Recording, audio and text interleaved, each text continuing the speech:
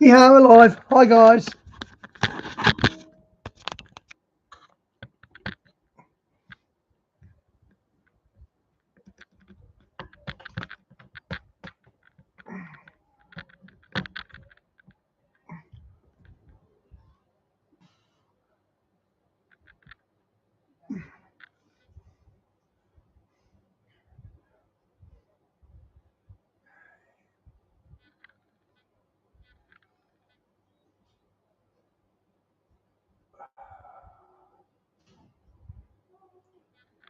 Support your energy, stress, and sleep with Australia's #1 magnesium brand. And the dragon's prophecy. And the thing in the book of Revelation, there are colors given to the apocalypse. The first one is the white horse, the second one, the red horse, the third one, the black horse, and the fourth one, the green horse. But the thing is, the amazing thing is, the colors of the apocalypse have been appearing all over the world. Okay, Rabbi Jonathan Kahn, I am so excited to see you because, okay, Hi, let's Dave. go Good back to see you. 2011.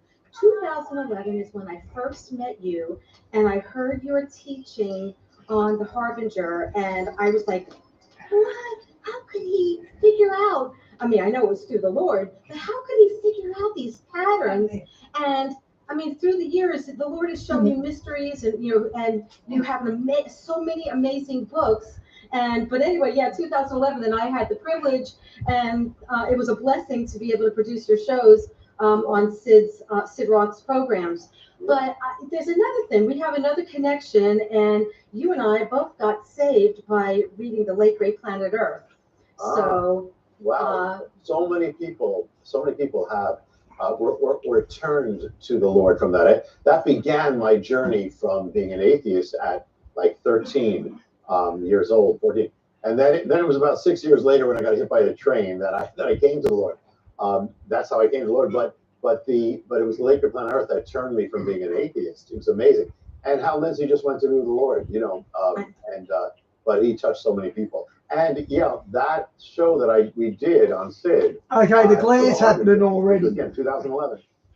Actually, was just before the Harbinger came out. It was like a few months before. But that was the first ever program I did on the Harbinger or any book I wrote. That was the first book.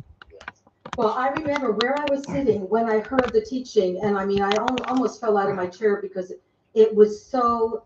And I think I know what your key is. I know how you get these revelations.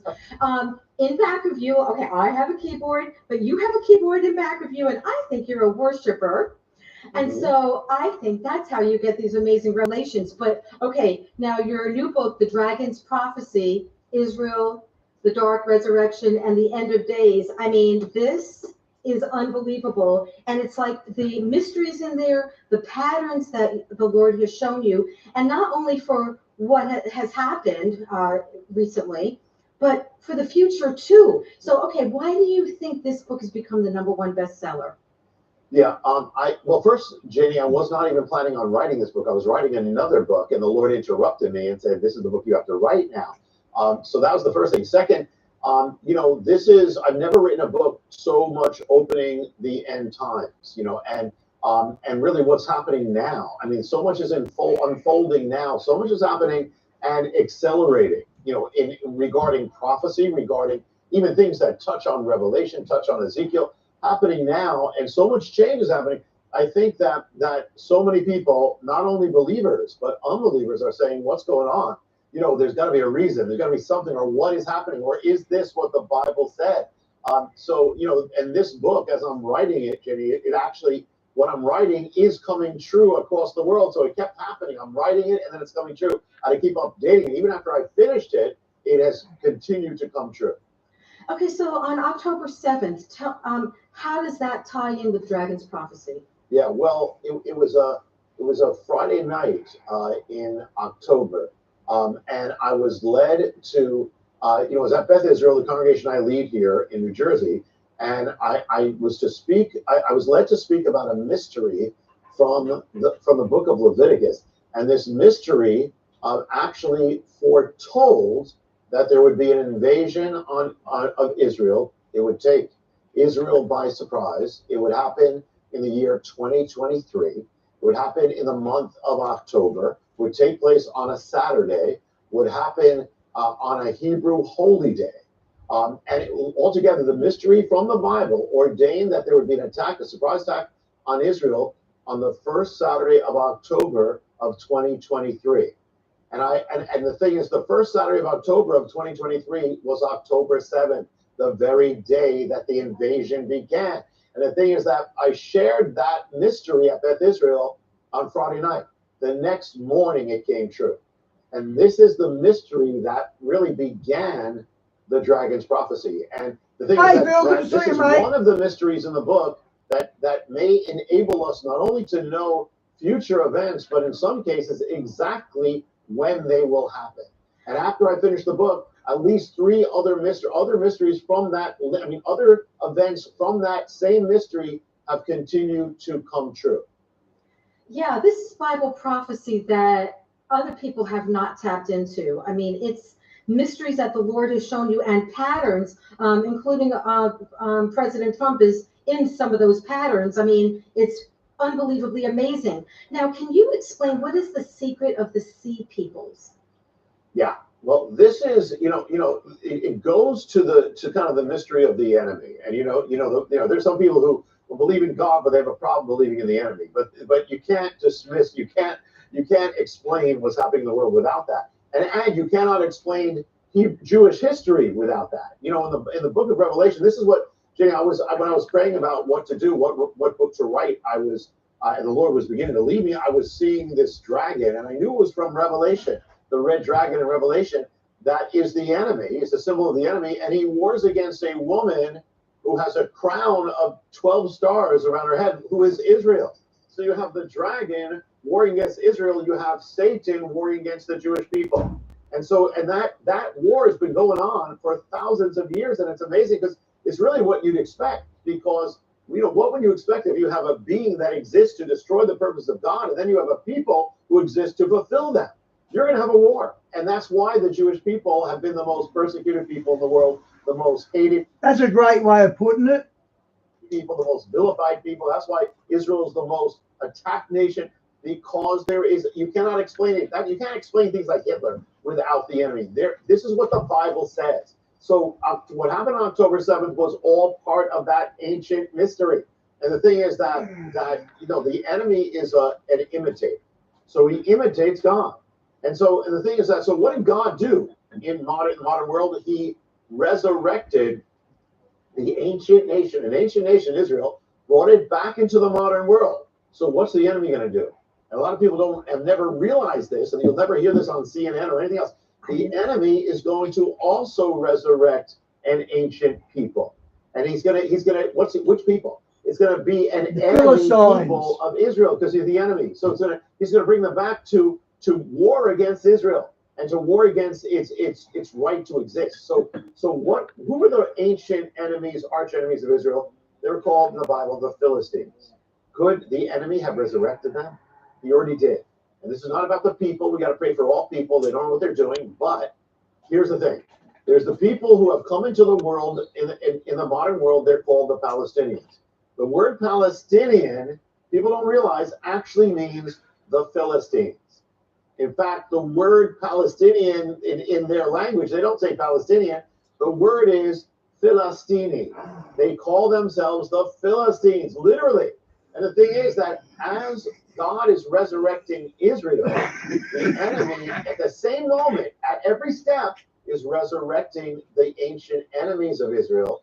There's a people who are being conformed into their image, step by step, to war against it. So again, what we saw, on October 7th was all part of that mystery. The enemy's behind it. And the thing is, there was a place that the Philistines had their headquarters. It was their little strip. It was called Philistia in the Bible, the land of the Philistines. Well, today it still exists, but it has a different name. Today it's called the Gaza Strip. The Gaza Strip is the land of the Philistines. And the thing is, what people don't realize, the Gaza Strip did not exist. I mean, Gaza did, but not the Gaza Strip. The Gaza Strip, when it came into the world? In the year 1948, the very year that God resurrected Israel, the enemy resurrects the ancient Philistia, the people called Philistines, as the Jewish people are going back to the land of Israel, at the same moment, the people called the Philistines are going back to the land of the Philistines. It's all a setup by the dragon for what we are witnessing right now. You know, it's like I always knew that Israel became a nation in 48. But I never realized what you're talking about and how the enemy tried to then, okay, you're going to do that? Well, then I'm going to do this. I mean, and you explain it way more in the book. Now, I didn't realize that Hamas is mentioned in the Bible. So explain that. Yeah. Hamas is actually it's an Arabic word, strange word because it's an Arabic word, but it's also an ancient Hebrew word at the same moment. In Arabic, it means the Islamic resistance movement or Islamic zeal. In Hebrew, though, the word Hamas, as Hebrew word, means evil, violence, and destruction. And it actually appears in the Bible. And when you look, I opened this up in the Dragon's Prophecy, that if you look in the Bible, the original language, for instance, it says in the Bible, it says in the Hebrew scriptures, Lord, save me from the men of Hamas. It says Hamas has risen up in the land as a rod of evil, and the land's filled with crimes of bloodshed. It says, you know how Hamas hides in the tunnels under the earth? Well, the Bible says Hamas dwells in the dark places of the earth. And then it says in the prophets, God says to Israel, rid Hamas from the land. And it says in the promise of Isaiah, it says in that day when Messiah reigns, it says in that day, Israel, no more shall Hamas be heard in your land. You know, I had no idea about that until I read your book and the details that you just said. I mean, how could someone not believe in Bible prophecy? Now, you also explained in the book about that Adolf Hitler had a part in October 7th, even 9/11. Yeah, you expect, with this, if it's a war that's ancient and it continues, the enemy doesn't die. So in every generation, from ancient times to modern times, this war against the Jewish people or Israel is going to happen. And so you'd expect there be a link, there'd be some connecting between these. He raises up one vessel, then they fall, he raises up the next, and the next, and the next. There'd be like a passing of the torch. Well, there is. There was a guy named al-Husseini. He was famous for being called the Mufti in the Middle East. And he was responsible for Jewish bloodshed. He hated the Jewish people. But when he was going to be brought to trial, he flees to Germany. And he goes to Berlin, and he meets with Adolf Hitler. And he there makes an alliance, and he begs Hitler to bring the Holocaust to the land of Israel. Hitler said he would as soon as if he won, winning the war, he'll bring it to Israel. Well, the Mufti ends up working for Adolf Hitler as his employee. He broadcasts on Radio Berlin his Nazi hatred infecting the Islamic world. And then after the war, he's going to be brought to trial in Nuremberg as a war criminal, but he escapes and goes back to Egypt. And in Egypt, he's hailed as a hero, and he becomes the father of Palestinian nationalism. There's a worker from an employee of Adolf Hitler. So you got a line from Adolf Hitler to Gaza. And not only that, but in Egypt, he comes across. That explains some of the hatred.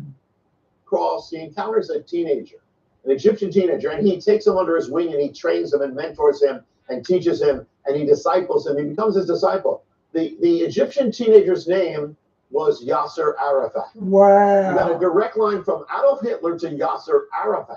And not only that, but Hitler also sponsored an organization, a new organization. He gave it money, he gave it training. It was called the Muslim Brotherhood.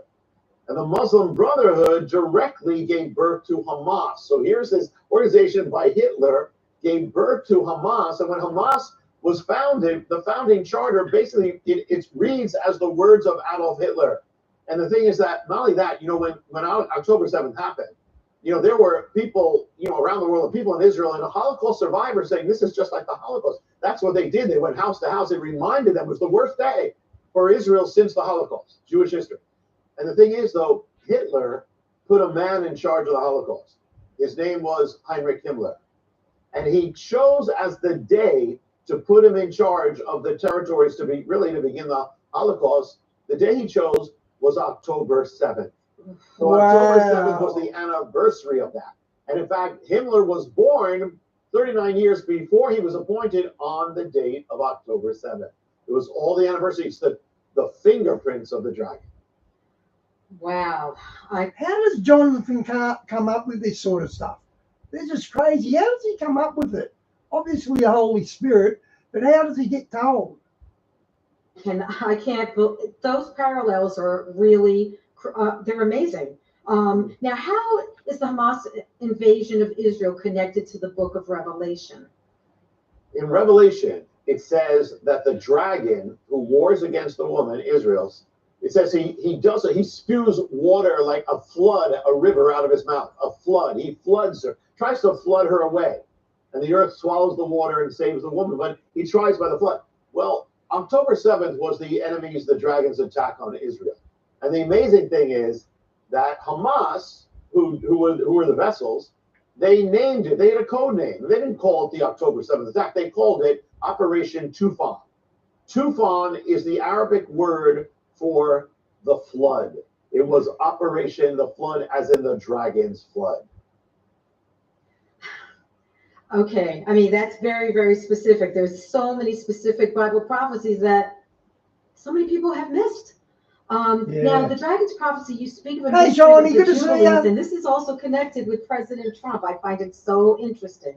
Oh, there is so much to this. First of all, remember the enemy, and I bring it, in the book, I'm bringing out how this mystery that links the enemy to the timetable of God. And the thing is that the enemy again is an imitator, but he's also a desecrator. So he takes the things of God and he tries to defile it.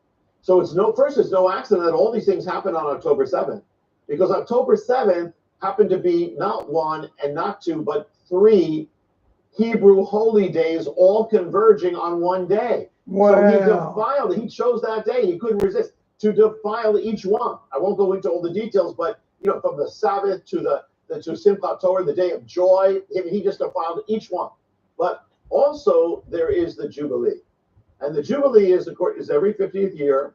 It's restoration. If you lost your land, you get it back. You return home in the year of Jubilee. And the amazing thing is that when God brought Israel back into the world as he promised, according to all the prophecies in modern times, he actually did it according to the mystery of the Jubilee, which kind of really makes sense, because the Jubilee, you return home. So the Jewish people are returning home and being restored. So I'll just give a very quick nutshell because there's so much in this.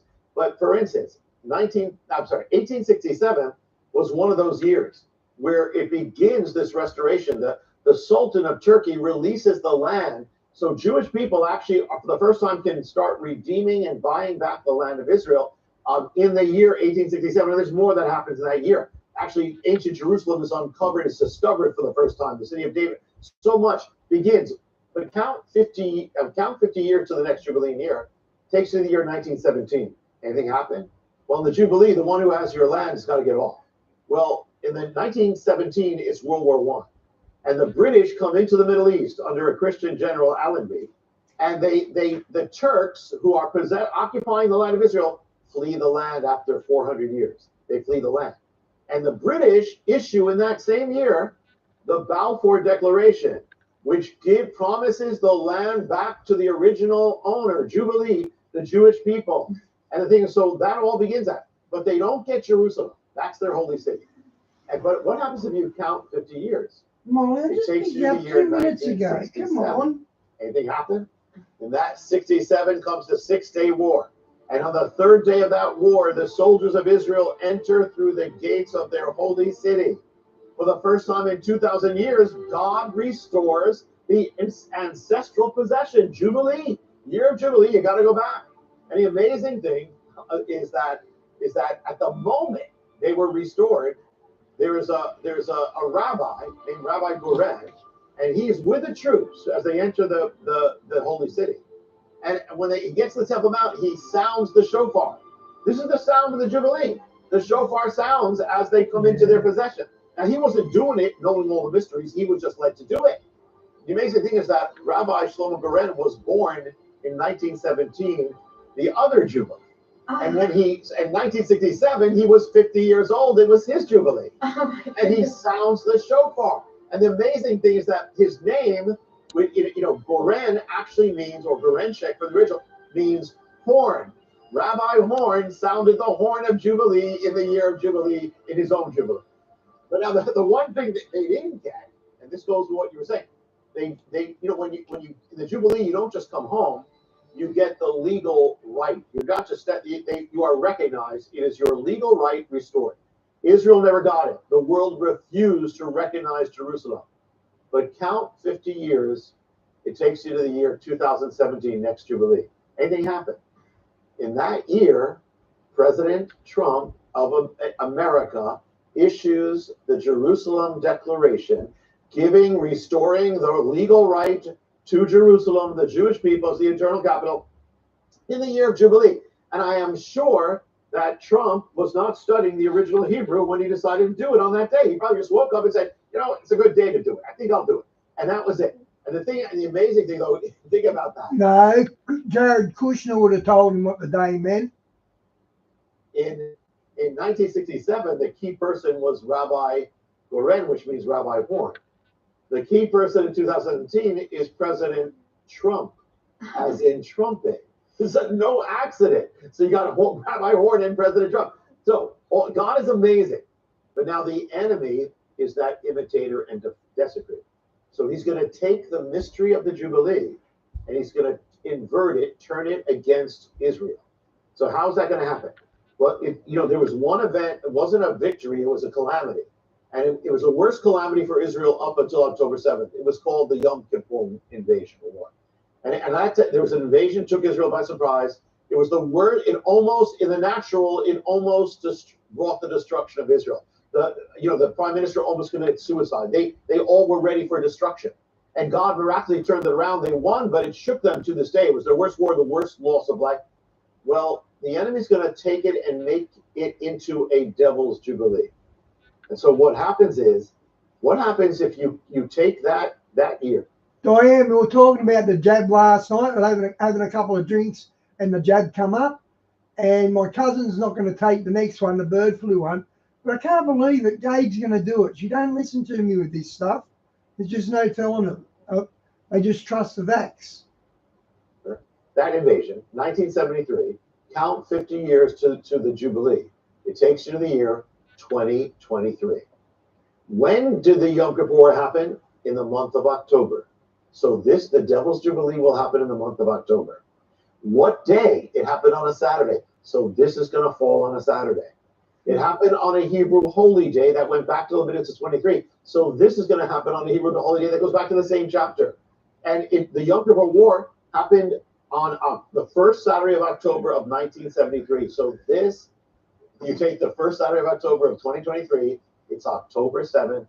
In fact, when I in the book, in the Dragon's Prophecy, there are prophetic countdowns of thousands of days and one of them starts in the 20th century, and it leads to the exact Saturday morning of the attack that happened. Wow. Okay. Was that the 18,263rd day? Oh, yeah. That's one of them. There's actually two countdowns, but the 18,000th one actually begins in 1973. I mean and it ends up falling on the exact day. And the amazing thing is that the reason why it does is there's a mystery to these things, but it's because of leap years. It falls on the exact day of that Saturday morning. In fact, when I told you at the beginning that when the Lord led me to share, at Beth Israel about this mystery, I was sharing about the 50-year mystery. And that Friday night, it was October 6th, which was the 50-year anniversary of the Yom Kippur War when I shared that mystery. But the amazing thing is because of leap years, when you take the exact number of days, it doesn't fall on October 6th, it falls on October 7th, that Saturday morning, the very morning it happened. Everything is so specific in the scriptures. Now, do you have to, I know we have limited time, but can you explain the wars of iron?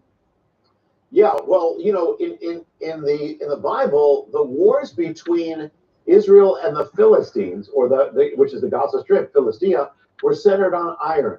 At one point, it says in the Bible that the Philistines didn't allow the Israelites to make anything of iron or metal. They didn't allow them, and they had an advantage. But once the Israelites got iron, they started winning under David. And the thing is that, and so it was all about that. And so it's amazing because when you look at the war between what just happened, what began, this is the biggest war between the Israelites and the Philistines since the Bible, what we're witnessing right now. And it's amazing because you get iron is all part of it. Number one, to defend Israel was called the Iron Dome. They had another thing called the Iron Sword, the iron, everything was called iron. All these weapons are called iron. And the actual war was called Swords of Iron. The war Israel called it, and that's actually in the Bible. It says in some of the versions it says the Philistines stopped the Israelites from making swords of iron, so it's called Swords of Iron. I mean, there's so much. Really, really. I mean, okay, it's all in here, very, very specific and more details on it. Okay, now can you explain the colors of the apocalypse? Yeah, the largest part of the book of the Dragon's prophecy is called the End of Days, about what's happening right now, linked to ancient prophecies. One of the mysteries is that the colors of the apocalypse. In the Book of Revelation, there are a lot of colors, but there are colors given to the apocalypse. The first one is the white horse for conquest. The second one, the red horse for war. The third one, the black horse for famine, and the fourth one, the green horse, pale or green horse for death. So those are the colors of the apocalypse, which ultimately are going to center on Israel in the book of Revelation. But the amazing thing is the colors of the apocalypse have been appearing all over the world. And they've been appearing wherever there's hatred for Israel, whenever there's rage against Israel. That usually means YouTube's dropped out, guys.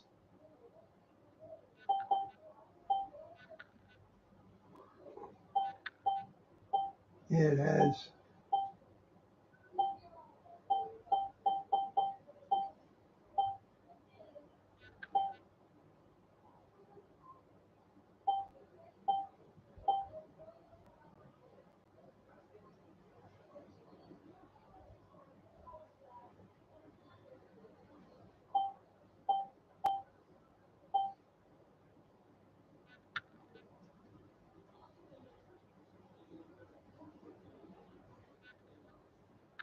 Oh, you bugger.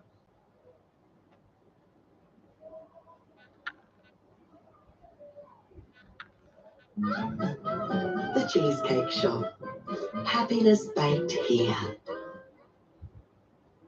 With Foxtel's summer sale, the whole family can enjoy the hottest entertainment. Explore the world's best drama. Free it live in 4K Ultra HD, plus Netflix. Your deal's too hot to miss with Foxtel. Asked you for a visit anytime. Now.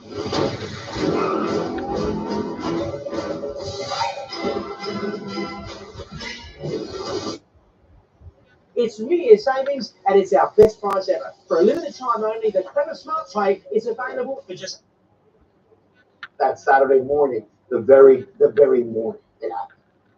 Everything is so specific in the scriptures. Now, do you have to? I know we have limited time, but can you explain the wars of iron? Yeah, well, in the Bible, the wars between Israel and the Philistines, or which is the Gaza Strip, Philistia, were centered on iron. At one point, it says in the Bible that the Philistines didn't allow the Israelites to make anything of iron or metal. They didn't allow them, and they had an advantage. But once the Israelites got iron, they started winning under David. And the thing is that, and so it was all about that. And so it's amazing because when you look at the war between what just happened, what began, this is the biggest war between the Israelites and the Philistines since the Bible, what we're witnessing right now.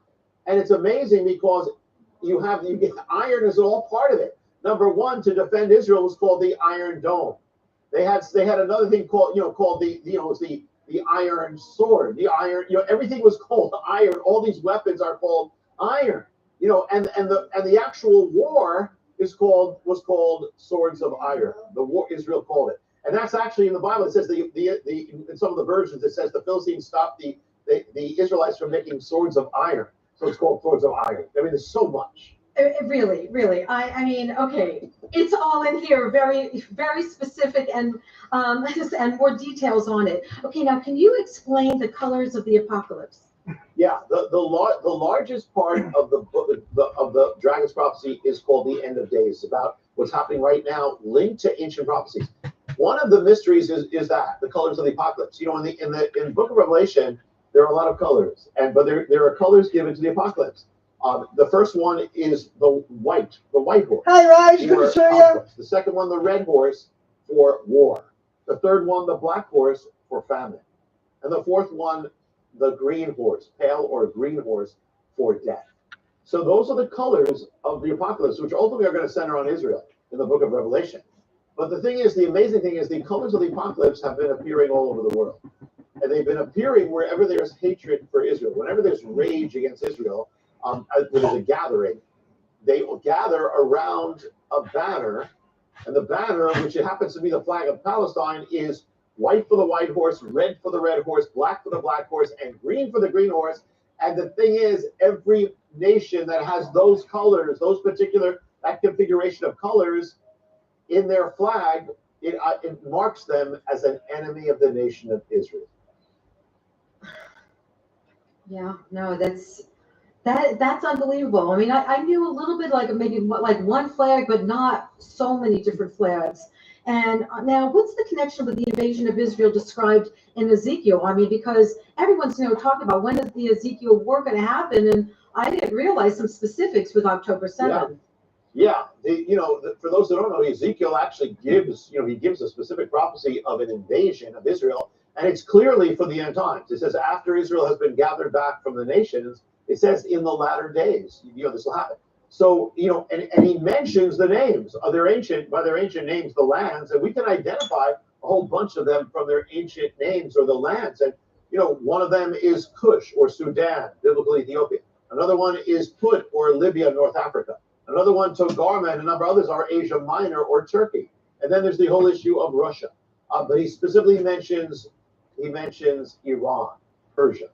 And so here's the thing. I didn't realize this. Now these nations have never directly attacked Israel. Other nations around them, but in ancient days they were a little bit away from Israel. So it's weird that Ezekiel mentions these ones that are far away in many ways. And the thing is, they never did. But Ezekiel says they're all going to partake in an invasion of Israel. Well, the thing is, Jenny, they actually now, for the first time ever, have. You see, Cush, Sudan was behind the invasion of Hamas of October 7th. Libya was also behind it. They funded it. They did all. Turkey was also behind it, Togarma, and Iran was definitely behind it. And so for the first time ever, we just crossed a prophetic red line. This has never happened. It's still to come, but we crossed the line toward where we're getting there. And it mentions, for instance, Iran is going to attack Israel. Iran has never directly attacked Israel until now. For the first time in human history, now Iran has attacked Israel in the spring and in the autumn. It just happened. And so we crossed another prophetic line. It is accelerating. Right. The stage is set. And more than ever before. Now, what's the ancient entity called the Sar Paras? And you said that it actually ties in behind current and dangerous world events. Yeah. One of the things that the book opens up. Hey, goodbye. Good to see you. Jenny, I know we know this, but still, there's so many people, including believers, who don't realize how much this is so. But behind everything that's happening, there's a spiritual realm. And there's a prophetic realm, and there's mysteries. And when you take away the veil, it all makes sense. And the thing is, there's an ancient entity that's mentioned in the Hebrew scriptures. It's called the Sar Paras. And the Sar Paras, it exists. It's an entity. It's demonic, and it exists to war against Israel and stop God's purposes from being fulfilled in Israel, particularly for the last days. And the thing is, it's called Sar Paras. Well, Sar means master, ruler, or general.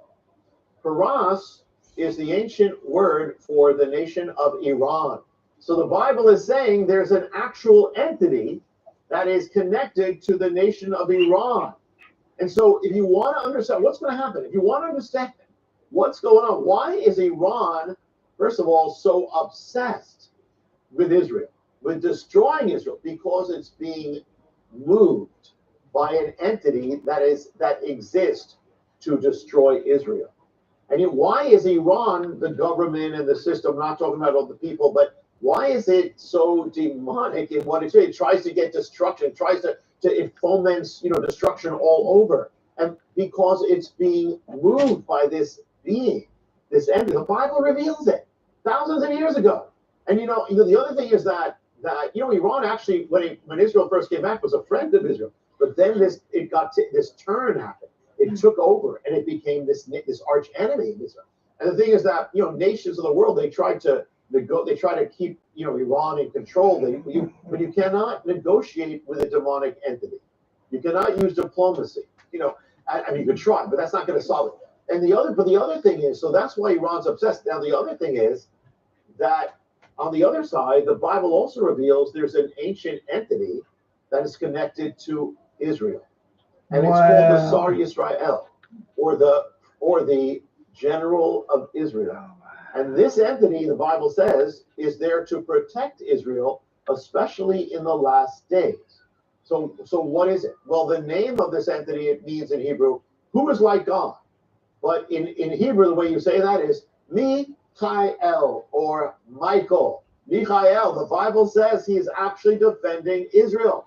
And so the thing is, when all these things are going on in the Middle East, behind it, on one hand, is Iran and the Sar Paras. Hezbollah, behind Hezbollah is Iran, and is the Sar Paras. Behind Iran, behind October 7th was Hamas, but behind Hamas is Iran. Behind Iran is the Sar Paras.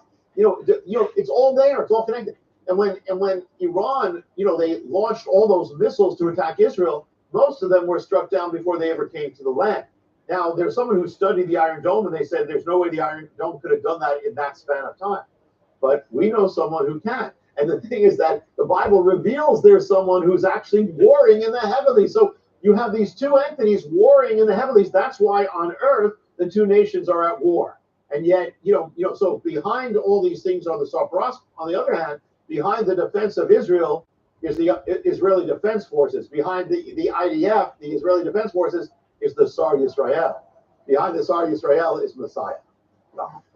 Right, and when you really look at it in the natural, I mean, how could Israel even be surviving when there's so little, the size of New Jersey? Yeah. So you have to know that it's very, very supernatural. Now, what's the ancient mystery behind the sudden death of the Iranian president? Yeah, the head of Iran at the time of all those missiles, who approved all those missiles going in, was a man named Ebrahim Raisi. Now, think about it. He's Abraham. He's named after Abraham, the father of the Jewish people who he's trying to destroy. And his very name bears witness to the Abrahamic covenant that he's breaking.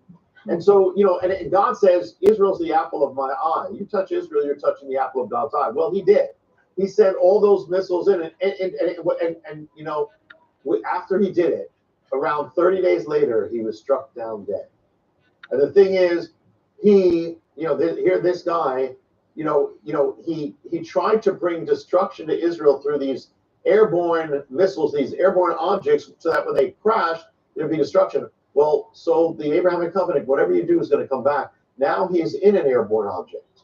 He's in a helicopter, and it crashes, and he is destroyed. Exactly what he tried to do to Israel. But not only that, after he sent those missiles in, people don't realize, he actually threatened destruction. He announced the destruction of Israel. He threatened there's going to be nothing left of Israel. Well, that's blasphemy, because Israel is God's nation. You are not going to destroy it. Okay, but he did. It was blasphemy. The day before he was struck down in that helicopter. The day before, it was a Sabbath day. And all over the world and in Israel, the Jewish people are opening up their scrolls to the word appointed from ages past. What was the word? The word ends with saying, the man who spoke the blasphemy shall be struck down. The next day he was. And not only that, But God, when he, in Ezekiel 38, when he talks about the different nations that are going to attack Israel, one of them is Iran, and Iran is the first one to ever do it, actually do it directly.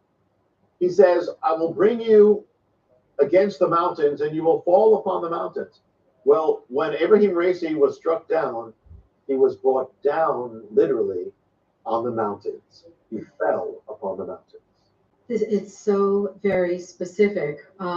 Okay, now there's just like so many exciting things. So that's why I'm wanting to get so much in. So what's the connection between the Temple Mount, October 7th, the Antichrist, the 5 red heifers, the secret of the mountain?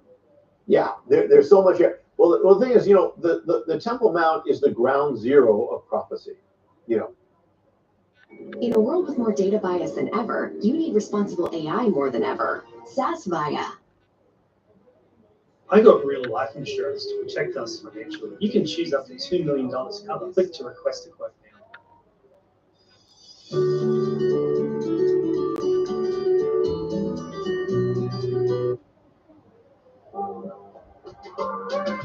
Come on, ads.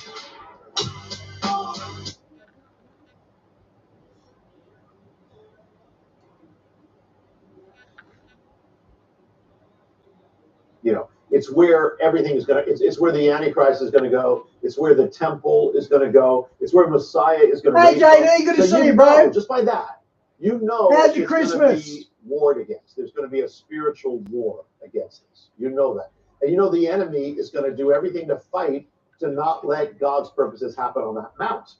And so it's not an accident that right now Jewish people are not technically allowed to go up there and worship, on that mountain. The enemy has kept it. It's that, he's kept control of it. Well, if anything threatens that control, the enemy is going to go crazy. All hell, the dragon is going to go crazy. Well, people don't realize, but something actually happened. It was months before October 7th, and it was on a Hebrew holy day. It was Passover. And the rumor spread that Jewish people were going to go on the mountain to celebrate Passover on the mountain, on the Temple Mount. First time in thousands of years. Well, that caused all hell broke loose on the Temple Mount. And it was that led Hamas to issue a threat to Israel saying, because of this, we are going to basically you're playing with fire and basically threaten. I thought they'd done this because of the red heifers as well. Revenge. The revenge was October 7th for the Temple Mount. And the thing, it wasn't just Hamas, it was the dragon. He's saying, you touch my mount, you touch that, I claim it. You touch it, I'm going to go crazy. I'm going to wreak havoc. October 7th was from the Temple Mount. In fact, when Hamas gave their statement about why they did October 7th, they said it was because of the Temple Mount. It said because you tried to do this and you tried to celebrate your sinister festivals on it. Sinister. Wow. I mean, it's the devil talking. And they also, in one of their statements, they mentioned the red heifers. They said because of those cows, those red cows, who's going to be threatened over cows? Well, the dragon is, because he knows what it means. So in fact, Joni and Janie, not only that, but also people don't realize behind the calamity of 9/11. Imagine that the devil knows about the red heifers, but he can't outright kill them because I'm guessing God's protecting them. But he knows that. He must be so frustrated he can't do nothing about it. Was also the Temple Mount and prophecy. Temple Mount. Actually, when Osama bin Laden said why he did it, it was almost the same words that Hamas used 20 years later when they said why they did October 7th. So in both events, it said it was because of the Temple Mount. He said. So this is not bin Laden. It's not Hamas. It's the dragon. Now, this is just speculation, but some people are saying that Trump's administration, some are very, very pro, like building the temple. Do you think during his, when he's president, that they could rebuild the temple? Well, they are. There is at least one major guy who actually made a statement a number of years ago who said, basically, he talked about the temple is to be rebuilt. And he's big for the Trump administration. Yes, it could be. For Trump to do what he did, to recognize Jerusalem, that was a Cyrus act. To do that, that act, when Cyrus did it, it led to the building of the temple. And that when he recognized Jerusalem. No, JD, I got back to business because I've been doing a few loose streams already, so I wanted to get down to business again. I'll do the jukebox next Saturday night. But last Saturday I laid off because too much was happening, and I had to show what was happening on the stream. He issued a proclamation, but Cyrus issued a proclamation, about concerning Jerusalem. It led to the rebuilding of the temple.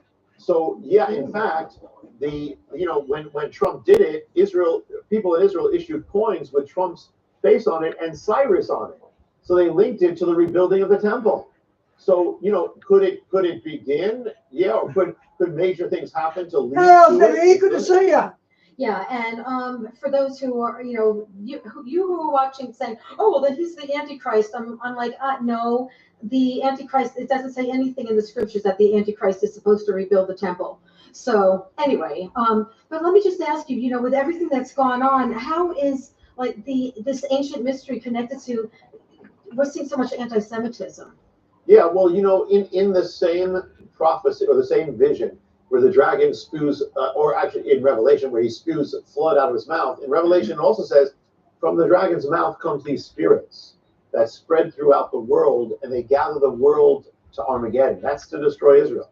So it says the enemy's going to do that. The amazing thing is after October 7th, you'd expect a wave of sympathy all over the world for Israel. Did you have a good Christmas? I was. The amazing thing wasn't that. The amazing thing was the world erupted with rage. Even before the war, even before Israel did anything, when all it was Jewish blood shed, and that made it was spiritual. It was like a spiritual blood frenzy. That it's like the demon. When you stream, you get a lot of info because you got to get content. So yeah, I'd suggest streaming. I was never here. It's good fun and good info and good family and friends. Sense Jewish blood, and they went crazy, not just in the Middle East, but in Europe and America. On Harvard University, and they're chanting, from the river to the sea, Palestine shall be free. Well, they're chanting for the destruction of Israel in Harvard and all these universities. But not only that, there's a mystery to that, because it actually shows the fingerprints of the enemy. Because remember, the enemy takes the things of God and he twists them. So the amazing thing is, where that comes from? From the Bible. It comes from when God himself gives the promise of the land of Israel to the people of Israel. He says again and again, I'm giving it to you from the river to the sea, from the river to the sea. It's the enemies, the dragon's fingerprints.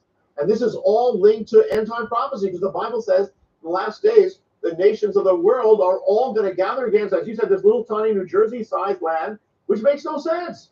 But you know what? You can't say you didn't expect it, because you've already seen a shadow. It's the first time in world. When have you seen in world history virtually all nations hatred for one nation all over the world? Not against the Soviet Union. They didn't have it against Hitler, not all nations, but against Israel. It's not natural. Yeah. It's satanic. It's the dragon.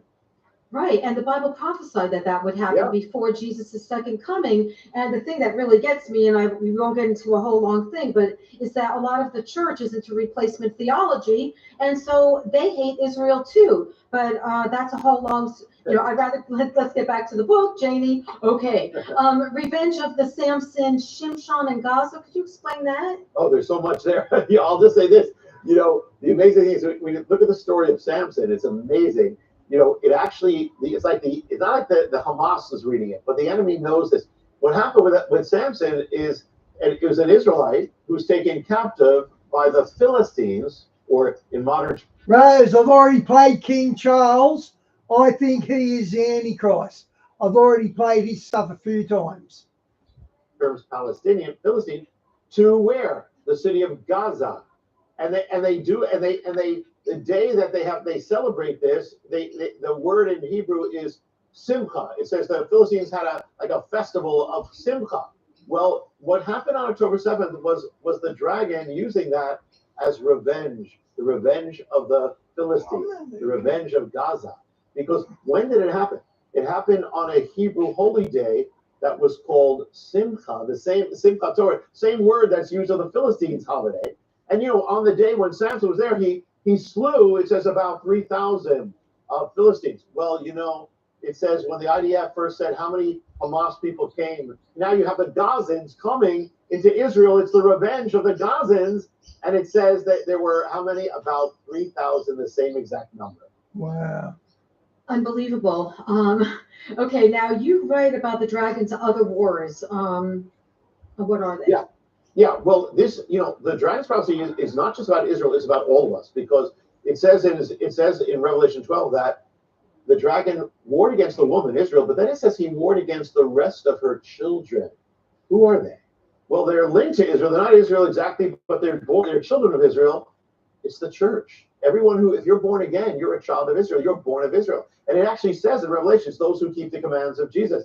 So Messiah. So if you're born again, the dragon is warring against you too. Whenever he wars against Israel, know that he's warring against the church. It's no accident that in the last days, the war is intensifying against Israel, the nations of the world against Israel to destroy it, and against the church, persecution, apostasy. So the same thing. So the church and Israel have to come together, which is actually he's doing it. More than ever, our Amen, Rose. joined Amen to what you Israel posted. Christians. So this is for the end times. There's a war against all of us, and not just if you're a believer.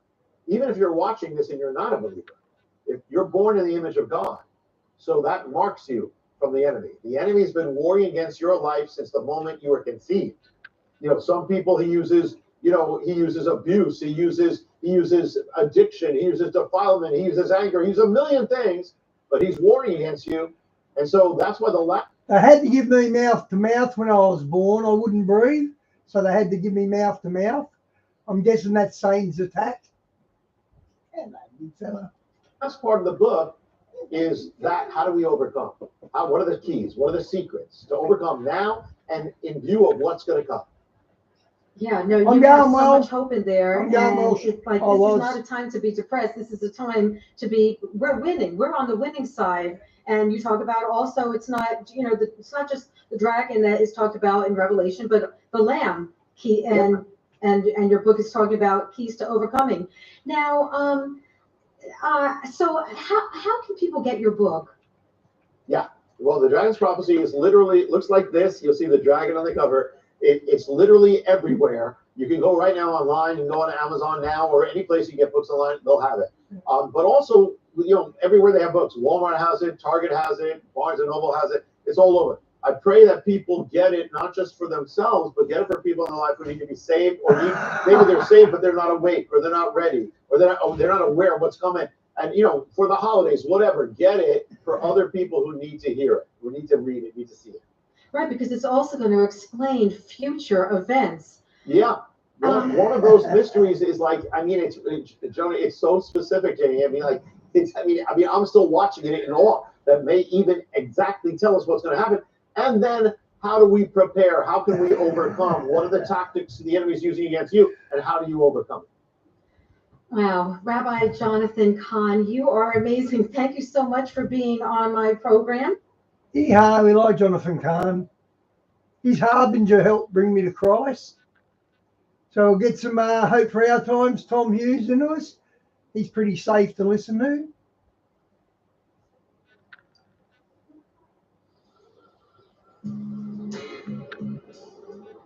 Save 30% on average when... Again, all this is in Arabic. My wife is picking this stuff up.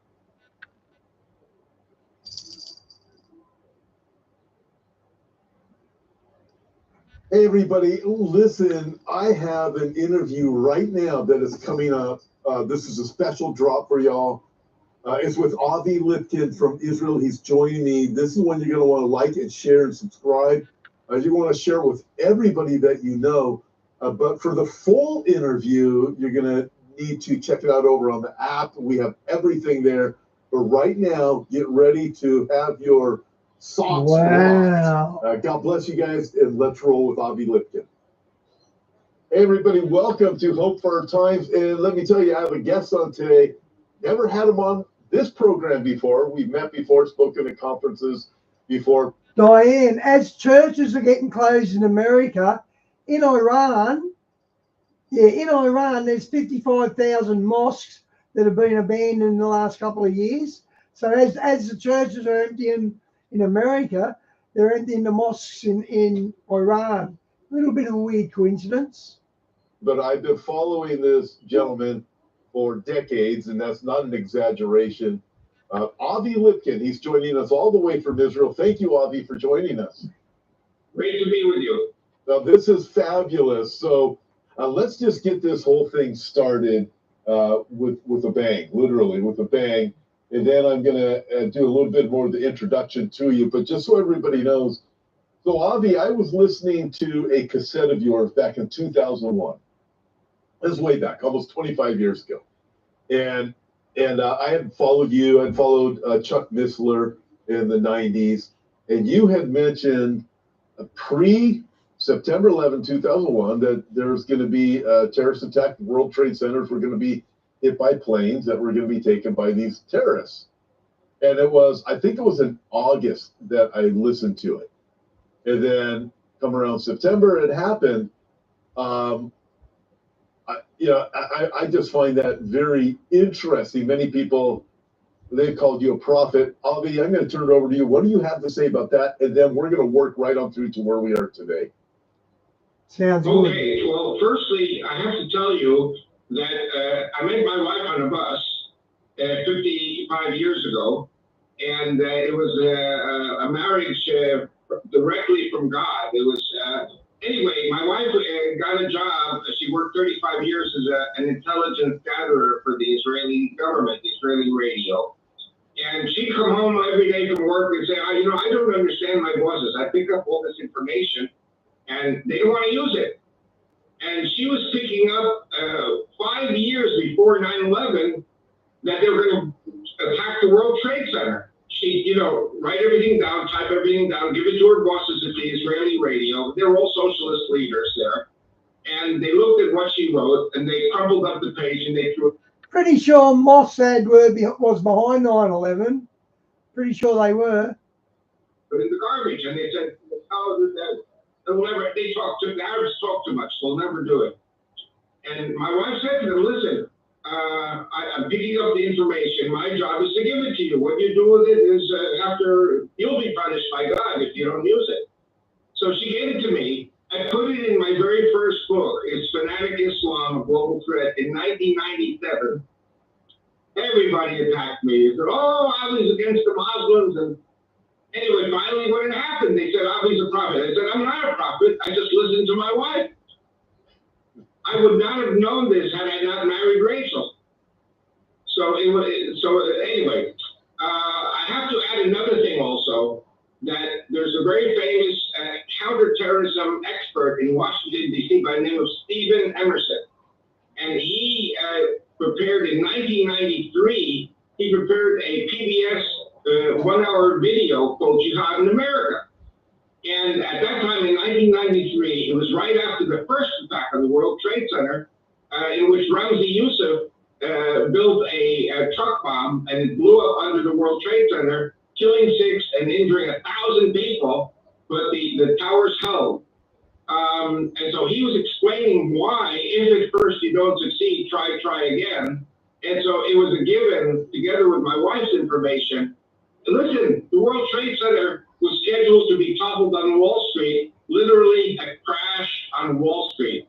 And the plan of Saddam Hussein at that time was to destroy the American economy. I was just reporting on the information I was collecting. Intelligence is like a jigsaw puzzle, and you put all the pieces together and you get a picture. The problem is certain people with preconceptions, they don't want to accept it.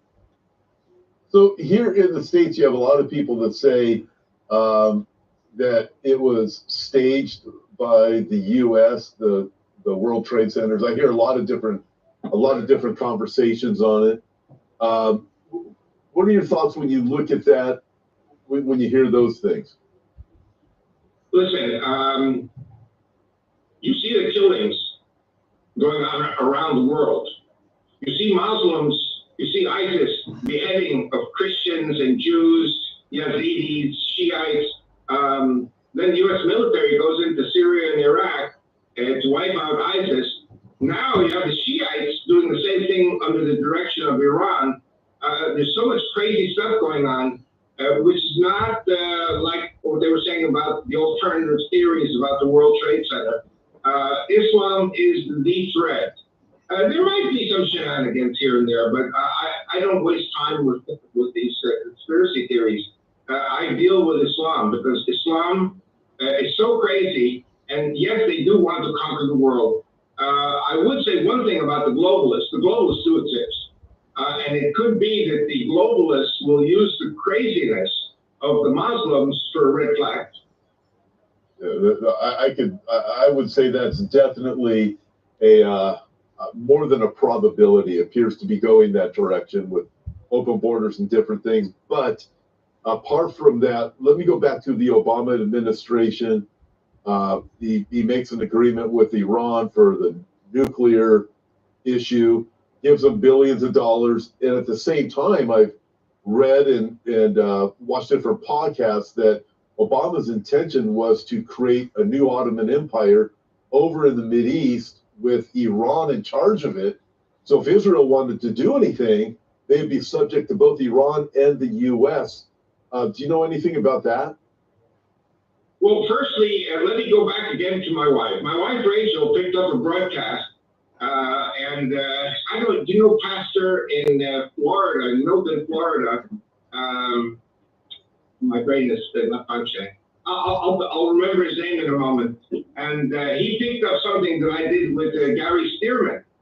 At that time, it was Prophecy in the News. Today, Gary Stearman is with the new name, with a new group called Prophecy Watchers. I love them very much. And what my wife picked up was that President Obama, in his very, very first action after he got inaugurated in January 2009, he went to Egypt. And he met with students at the Cairo University. He met with the Egyptian foreign minister also. And then, I'm going to come back to this in just a second, Carl Gallups. Okay. The pastor I'm talking about is Carl Gallups. Anyway, he picked up what I did with Pastor, with Gary Stearman. So anyway, what happened was there was a TV, again, all of this is in Arabic. My wife is picking this stuff up. Nobody in the Israeli radio wants to listen to anything she's saying. But what happened was that the Egyptian foreign minister was debating with some Muslim Brotherhood people in 2009, right after, was it after the years are going by. Yeah. President, the Egyptian foreign minister said to the Muslim Brotherhood people, you guys are crazy. You got to calm down. Don't worry about Israel. President Obama was here, and he said to me that he said that don't worry about Israel. We have the elections. I don't know when you're going to air this, but elections are coming up on Tuesday in 5 days. And I don't know, even if Trump wins, will the Democrats take this quietly, or are they going to pull a red flag? There might be a red flag plan. They've got 2.5 months to establish military, left-wing military law in the United States. We've got to pray for Trump's victory, and then we've got to pray for Trump to stay alive until January 20th. So, I've been watching this. I'm 75 years old. I've been watching all these elections. I voted for Trump 3 times. My son Aaron mobilized 100 people and send in their absentee ballots to the United States. So, we are solidly with Trump, but it's not over. Even if he wins, it's not over because you don't know what the Democrat Party can do. And you know who's calling the shots? Obama. You think Biden is calling the shots? Hey, guys, good to see you, mate. Except for garbage, he's not going to. And Kamala Harris, I can't understand how people call themselves intelligent and they vote for her. I don't understand it. And no kidding. Yeah. So looking at this moving forward, if we were to take the current affairs, we have what's happened with the pagers, the walkie-talkies. We've seen what Israel has done to Iran. That pager and walkie-talkies, that was a stroke of genius. Whoever come up with that should get a pay rise. That was so brilliantly done, and they had no idea. On with when they went into Iran, they targeted they targeted the military installations by Israel. So where do you see this going? How's Iran going to respond? Will they respond? has Israel at this point pulled enough teeth of Iran so it's set back Iran significantly within a time frame being able to do anything against Israel? Okay, well, firstly, I have the memory of an elephant. As my wife says, it's a very selective memory. And I remember that the Iranian leadership, when they were 70 million, this is like 15 years ago, and they said, you know, we can lose 35 million people in a war against Israel. We will be left with 35 million, but we will still defeat Israel. Yeah. So when you have an insane leadership that says something like this, I think that the Israeli government, okay, let's go back to when we were in school in America. And, you know, like, hold me back. So we have this situation with Iran where the United States is saying to Israel, don't attack the oil and gas, don't attack the nuclear project, and only attack military targets. So Israel attacked military targets a week ago. But what happened was they also attacked one place, which is nuclear, and they attacked another place, which is gas and oil. And the Iranians are saying, we are going to attack immediately. This is coming very soon. The Israelis say, we will know from the satellites when they're getting ready to launch rockets. And then we will attack first. I'm like, you know, there's so much disinformation there. Personally, I think that there will be an attack, there will be a war with Iran a day or two before the elections. We're talking about the next 2 or 3 days. Wow. So you think Iran will actually attempt to do something to Israel before that? Wow. Yes, and I think, see, one of the problems with the Iranian leadership is they have an arrogance that goes back 3,500 years to the early days of Iran's, it was Persia then. They cannot tolerate the idea that Israel is an upstart for them, that Israel attacked them and got away with it. The war in Lebanon, the war with Gaza, will be decided by the war with Iran. And our fear, I mean, I'm not an Israeli representative. I have no right to say what I'm saying. I'm telling you this from my heart and what I know, and that is that we cannot wait for God forbid, for Kamala to be elected. And so we are going to overturn the apple cart in the next 5 days. This is what I believe. I may be wrong. I've been wrong many times before. But from what I know of Iran, they will attack, and we will attack them just before they attack us. That's the way I see it. So all of this has to come down in the next week. Do you have confidence in Israel's victory in that? Absolutely. Not only that, the attack last week was the first wave. We have 3 or 4 waves. And one of them is the oil and gas, the energy. Another one of the waves is the nuclear project. I mean, we've been warning about the nuclear project for many years now. And the U.S. government, under many presidents, keeps looking the other way or doing things which are. I was never here. I do a good effort at decoding pet goat. I do a good job of that. I spotted the coronavirus in it when no one else did. Are futile. So Israel will also attack the nuclear project. Israel will also, you remember, well, you were talking about beavers and walkie-talkies and all kinds of funny things, right? We know where the Iranian leadership is. We've taken out the Gaza leadership. We've taken out the Beirut, the Hezbollah leadership. We have done nothing until we finish off the Iranian leadership. And you know who's cheering us on? The Iranian people. The Iranians have had enough of this. And nobody's helping them. Israel, you know, the Iranian people, they're Arab, and the ruler and the elite class, they're Persian. They're a different race. Israel is fighting the war of civilization against barbarism. Yeah.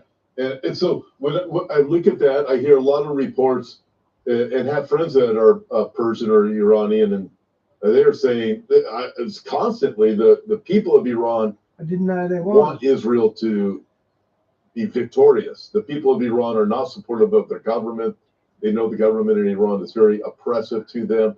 And then over here in the States, it's been disclosed that there's at least one spy, probably several, that work for Iran, that supply Iran information on Israel. But you look at the U.S. administration, the U.S. administration not only has that problem, but also seems to be very anti-Israel when it comes to Gaza. They said, don't go into Rafah. Well, you can go against Iran, but don't target their, like you said, the nuclear or oil and gas facilities. But Right. the U.S., what were your thoughts? The U.S. is constantly trying to tie the hands of Israel. It's been this way for a long time. Last time going well. We got the food lined up. We got the grog lined up. We got the Sydney Harbour fireworks display for New Year's Eve, which is the best in the world. So we're all primed to go tonight. We're going to have some fun. But it seems like Israel is starting to say, you know, we've had enough. We're going to do what we need to do. What are your thoughts going forward with that in the U.S. administration currently with the constant restraints? You know, when I moved to Israel 55 years ago, I remember that the American population was 250 million. Today, the American population is 350 million. Nobody is talking about where all these immigrants came from. And, you know, I used to do radio shows with Michael Medved. I'm sure you know Michael Medved. Great guy, Jewish guy, very conservative. And at first, when he read my book in 1997, which I gave to him personally, he was angry with me because he said it was all fantasy. On 9/11, he calls me and he said he apologized. He says, you were 100% right about the attack on the World Trade Center, and I apologize. Then I got very close to him. I stayed in his home 4 times on weekends, on Sabbath, Shabbat. I did maybe 20 shows with him. We were very close. One day, I let it slip that, in my opinion, there are 20 million Muslims in America. And he said to me, I can't have you on my shows anymore because you're exaggerating. And exaggerating is a form of lying. America today is, I would say, kowtowing to 30 million Muslims in preference over 6 million Jews, because the Jews are no longer number 2. Even President Obama, if you go back to his inauguration address in January 2009, he said America is a Christian, Muslim, Jewish, Hindu country. You have 6 million Jews in America. It's true they're married to 4 million Christians. So really what we're talking about is a Judeo-Christian population in America. And you probably know that I have founded a Judeo-Christian political party to run for the Knesset. And one of the reasons I believe it's going to succeed is that there's going to be a tremendous exodus, I believe, of Jews and Christians from America to Israel. Obviously, if a Jew is being persecuted and has a Christian spouse, the Jew will take the Christian spouse and the Christian children to Israel. I believe his population is going to double because we're going to have 10 million Judeo-Christians and more making Aliyah to Israel. That's why the Judeo-Christian... That pet goat 3, they're not even trying to hide it now. They're just coming out and saying it. They're not even putting it in code. That's a big step. Looking forward to watching that. The Bible Block Party that I'm the founder of, and my website is Biblical Alliance, is that Jews and Christians are going to have to stand together in Jerusalem and in the land of Israel. Our borders are going to grow, not because we want the borders to grow. Islam is so crazy that they forced us into Gaza. We didn't want to go to Gaza. They forced us into Lebanon. We didn't want to go into Lebanon. What's happening is Islam is so innately crazy that they will not stop until they are destroyed by us, because they will force us either to be destroyed or destroy them. And unfortunately, in America, the Muslim presence is so overwhelming, and there's so much overwhelming money of Islam in America that I think that there's a problem today that America increasingly is going to turn against Israel. I will say also another thing.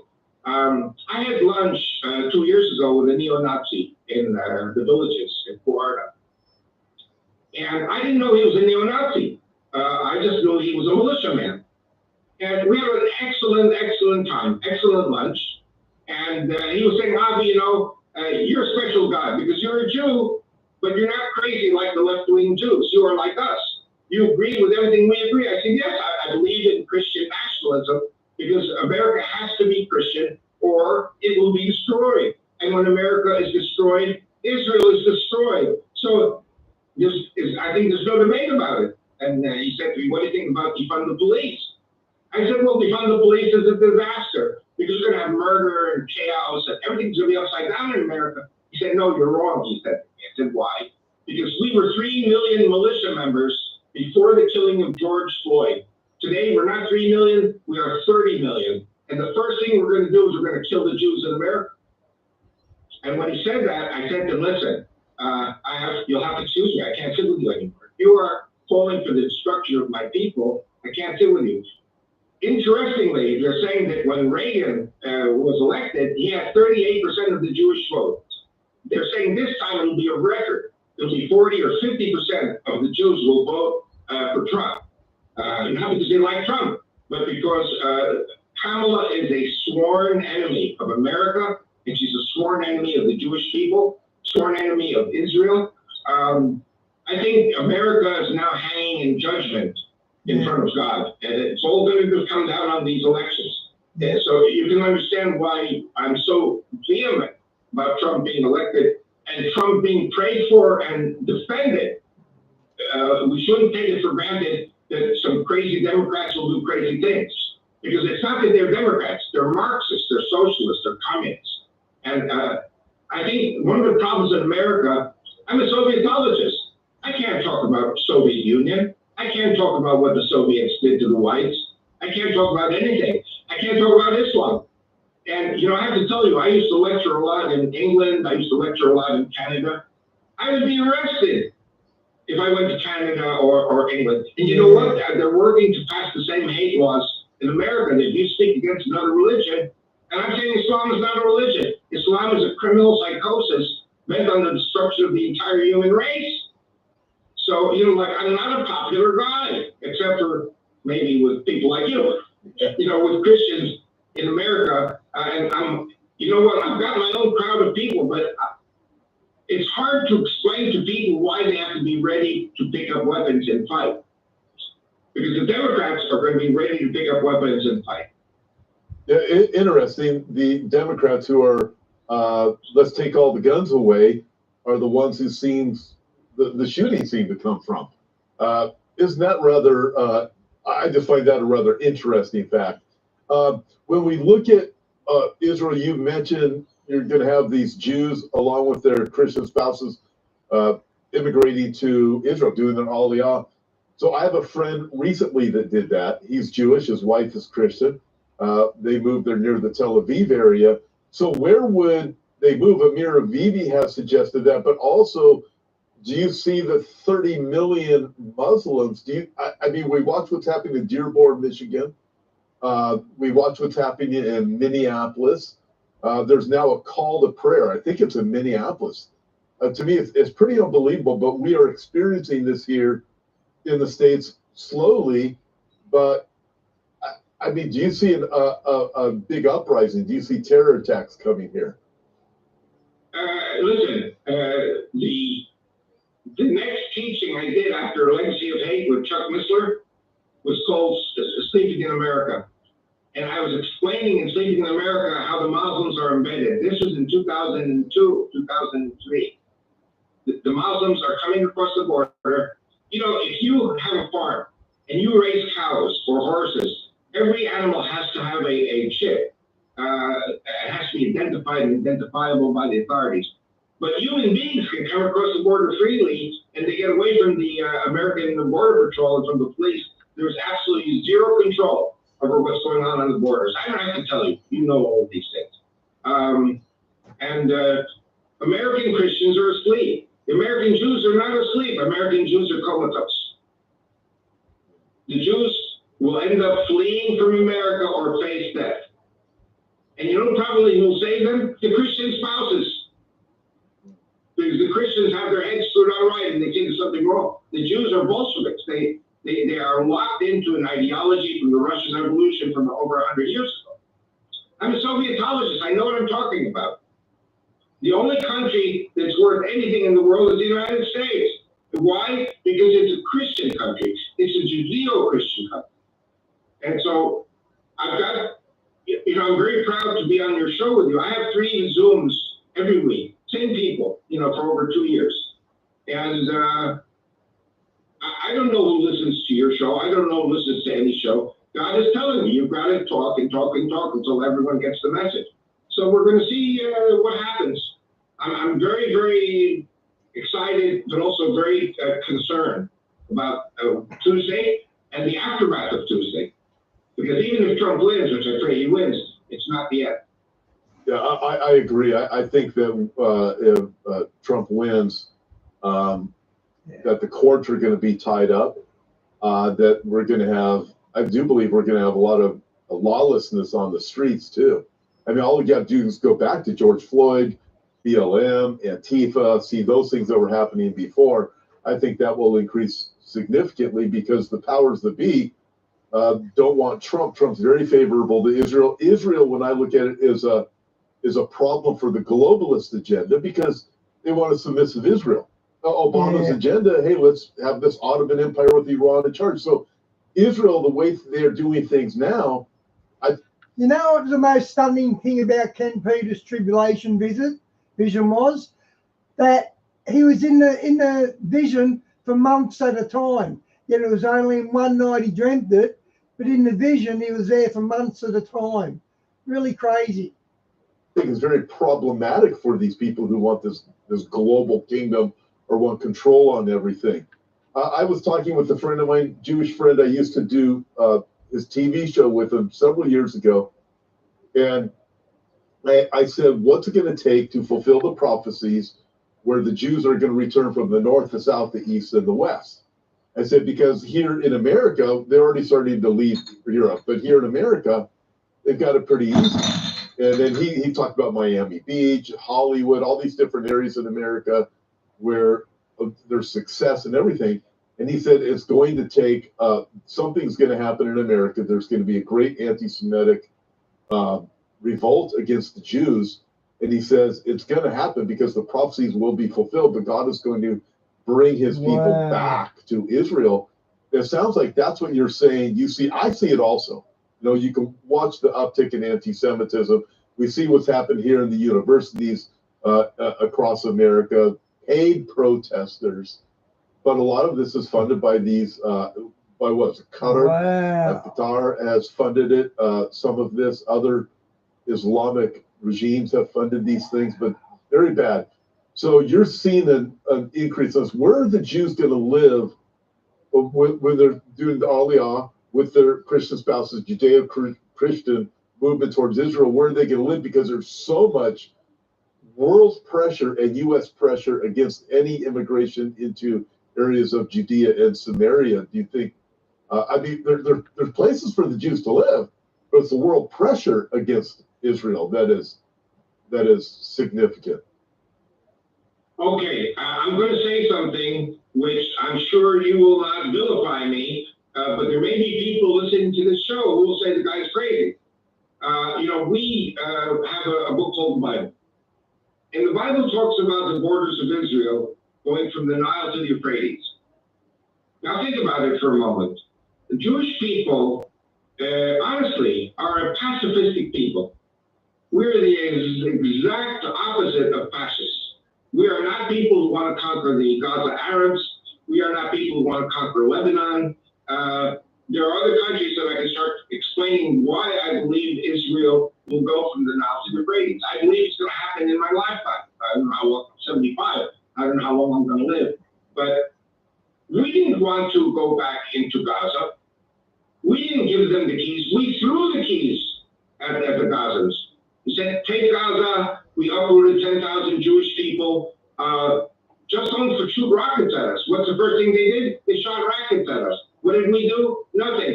We absorbed all these attacks on us all the time. And it had to be the Nova Party on October 7th, where they killed 1,200 young kids who were just going to have a good time. 1,200 kids. 200 police and military fought without having any preparation. Our military generals were all asleep or there are conspiracy theories that there were people in the Israeli military who wanted this attack. There are people in the Israeli military who thought, well, Netanyahu would be blamed and he'd be forced to quit. There is a global. I think that's more likely that they wanted it to happen because there's no way you can sneak up on that wall. You can't do it. It's censored with electronics and that. So I'm pretty sure it was sort of conspired. Plan to overthrow Netanyahu from the prime ministership. I've been following this from day one. But God had other plans, and Israel miraculously survived that attack. Hezbollah in Lebanon was supposed to attack us on the same day, and they had their tunnels under the border into Israel. You know, I have to tell you, in 1996, when Netanyahu was first elected, I got calls from some Messianic people in Colorado, and one of them is dead, died. The other one, I don't know, I don't want to mention names. They came to me and they said to me, we have just received information that there's going to be a war within 24 hours with Hezbollah in Lebanon. They're going to occupy the north of Israel. There's going to be an invasion of the Golan Heights by Syria and Iraq. And my wife also told me that there's movement of heavy military trucks from the Abu Kamal border crossing in Iraq into Syria. Saudi Arabia asked the United States to shift the satellites away from Saudi Arabia because, you know, the Saudis have nuclear weapons from the Chinese and the Pakistanis. This is all Wow, I didn't hear that. And Egypt was having its Well, he just said that like it's common knowledge. Saudi Arabia's got nukes. I didn't know that. other military exercises which were going to lead into an attack on Israel. This was already after we handed over all of Sinai to Egypt. Egypt is a bad player here. Egypt wants to attack Israel.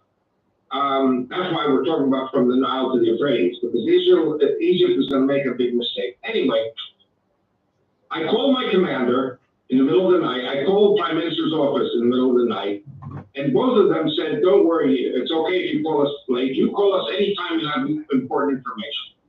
A week later, no, there wasn't a war. And a week later, I get another call from my Messianic friends in Colorado, and they say to me, "Well, we have new coordinates for the attack on Israel."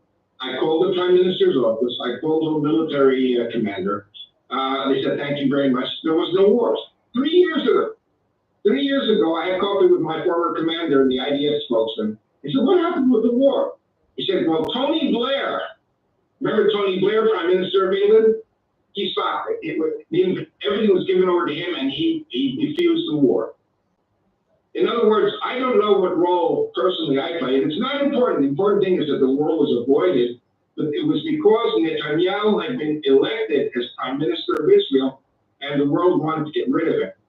The world always wants to get rid of him. I can't believe it. This guy is unbelievable. Netanyahu is the best, the right man in the right place at the right time. He has done so much for Israel, but the people who want to overthrow him are the same globalists directly from Washington. There's a lot of hanky-panky going on. Okay. So I didn't answer your question. Where will the Jews and Christians go to live? But that was a great answer for what you shared was fantastic. Okay, now where will the Jews and Christians live? Okay, now Ariel Sharon, you know why we pulled out of Gaza? We pulled out of Gaza because we knew they were digging tunnels. This was in 2005, 2006. But he also said something else. We have 10,000 Jewish settlers in Gaza, but unless we have a massive aliyah of Jews from America, 1 million, 2 million Jews, we can't hold these territories. And the world is against us. So let's just get out of Gaza, throw the keys at the Gazans. That's what we did. And it got turned into a massive underground tunnel terror country against Israel. Same with Hezbollah in Lebanon. So we didn't want to go back into Gaza. But God does not ask us. God has a plan. He's not asking us. And God is forcing us to go back into Gaza. Nobody wants to talk peace from the Arab side. U.S. government is trying to pressure Israel in a bad way. I believe when things really go south in the United States, and I don't think it did, I think it's when, after these elections, I think we're going to see millions of Jews coming with the Christian spouses, and then we're going to settle them in Gaza. There's already talk in Israel about resettling the settlements that were overturned by the Israeli military in 2006. Wait a second, they're not finished. We were 4 times in Gaza, and we're back. Not because we want to leave us alone. We want to live in peace. No, God has another plan. Lebanon. We were 4 times in Lebanon. And now we're back in Lebanon. Why did we start it? No, they started it. Because the bottom line is kill every Jew in the world. So that's Lebanon. It's not over. We're talking about forces that will, it's a specific battle against the devil. The devil wants to destroy Israel. Israel is the apple of God's eye. And you Christians are with us. I mean, you might not know it exactly, but the time is going to come that the Christian world is going to have a revival, big revival. I'm a Jew who's ready to give my life for a Christian revival. You see how crazy I am? That's crazy.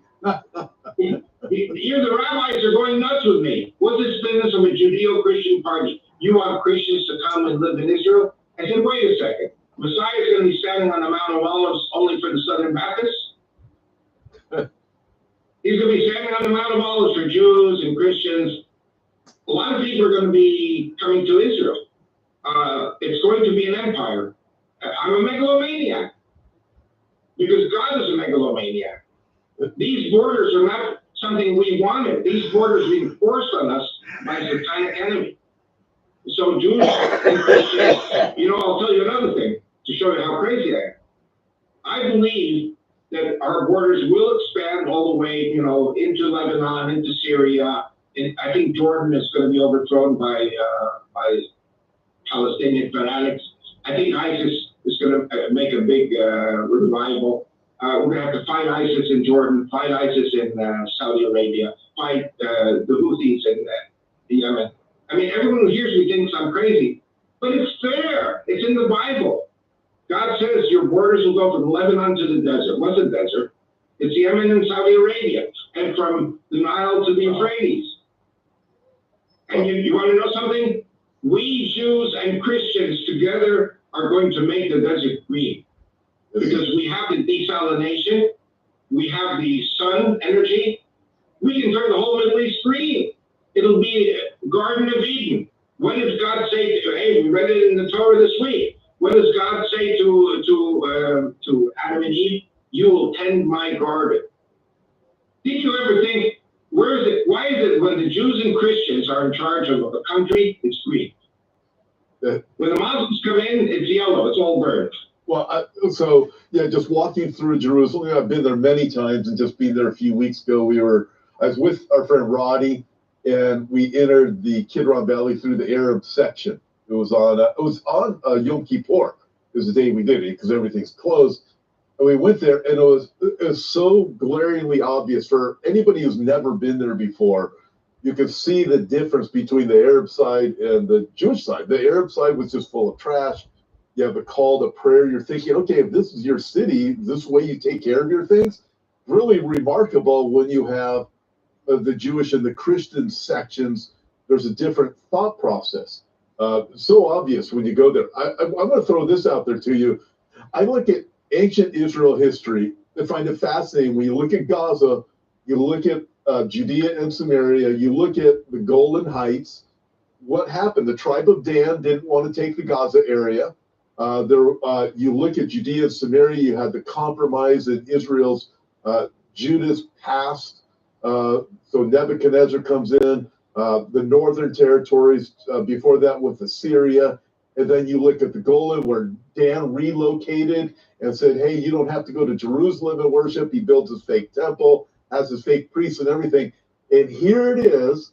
God says, this is yours. And Israel never took those areas the way that God intended them to be. And as you mentioned, the borders that God gave Israel are much larger than that tiny, tiny, tiny sliver they have.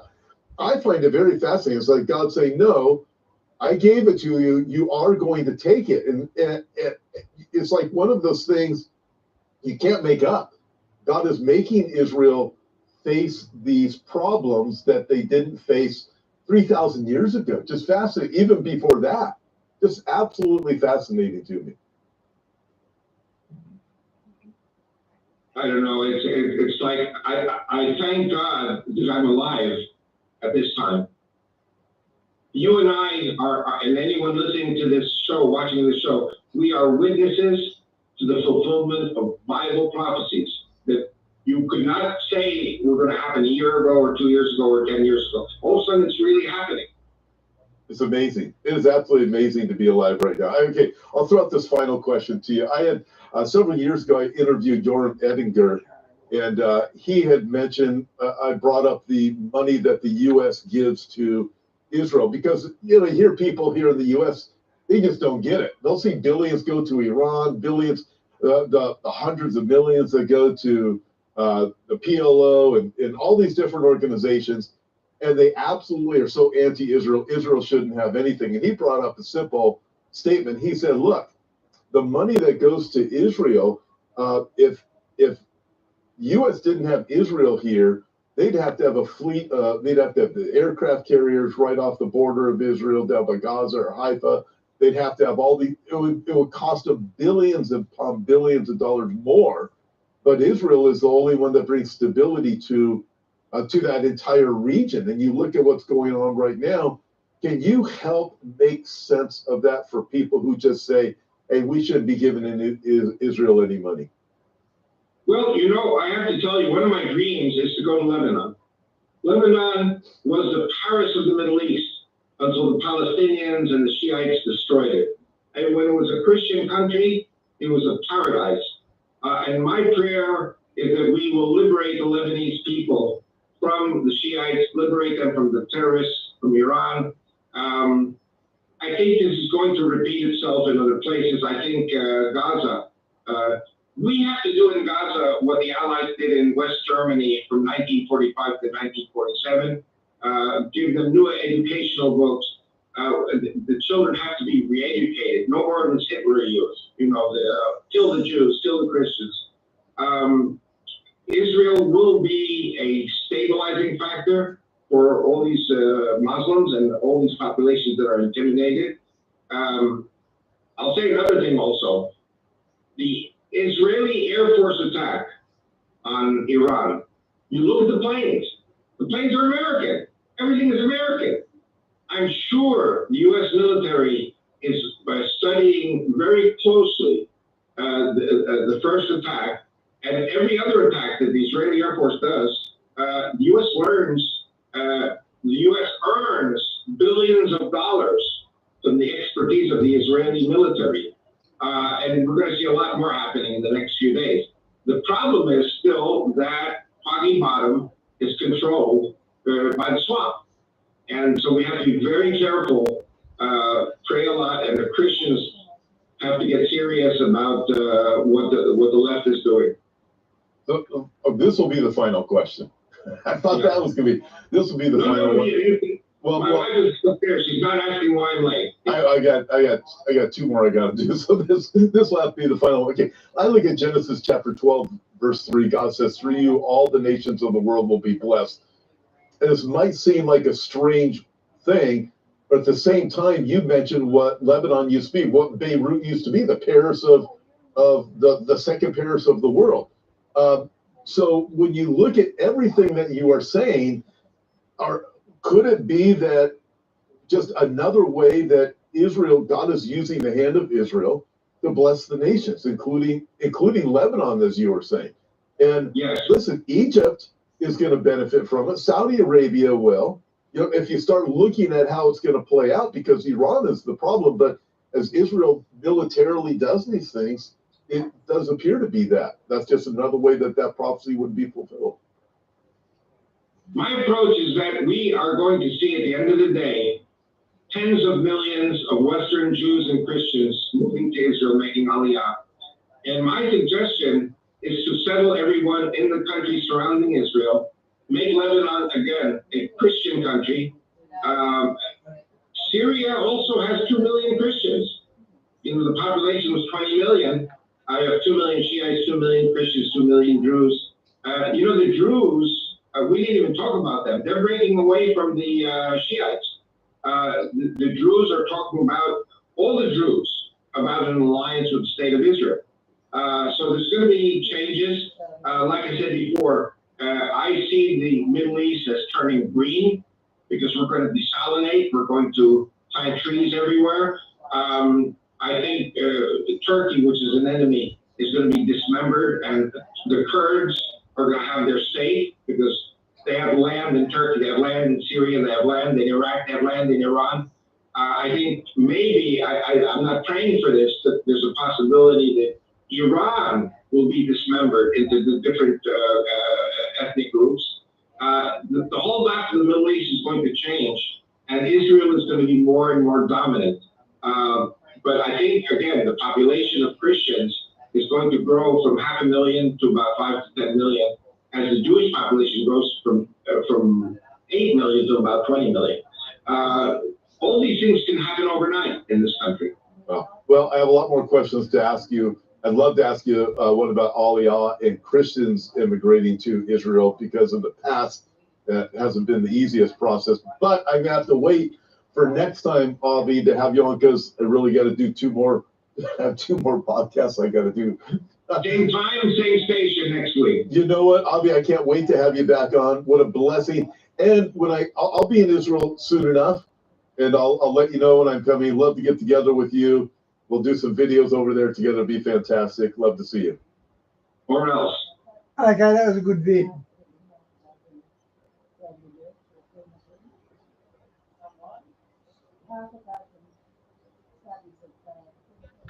Too stark to ignore. From biblical... Okay, I've never played these guys before, so I don't know how safe they are. Imagine a year where ancient prophecies collide with modern crises, where celestial alignments echo warnings from Scripture and humanity teeters on the edge of chaos. As we step into 2025, a chilling question looms. Could this be the year the 7 plagues descend upon us? The signs are everywhere, whispers of ancient texts foretelling devastation, astrological patterns signaling upheaval, and a world grappling with ecological, health, and societal collapse. The clues are too stark to ignore. From biblical visions of wrath to Nostradamus' cryptic predictions, and even indigenous warnings of purification, the narrative converges. 2025 may mark a pivotal moment in human history. Will we face pandemics, environmental cataclysms, or even spiritual reckonings? Or can we harness this moment to rewrite our destiny? This is not just a story of doom, but a call to awaken. Through prophecy, astrology, and actionable wisdom, we'll uncover the secrets of 2025.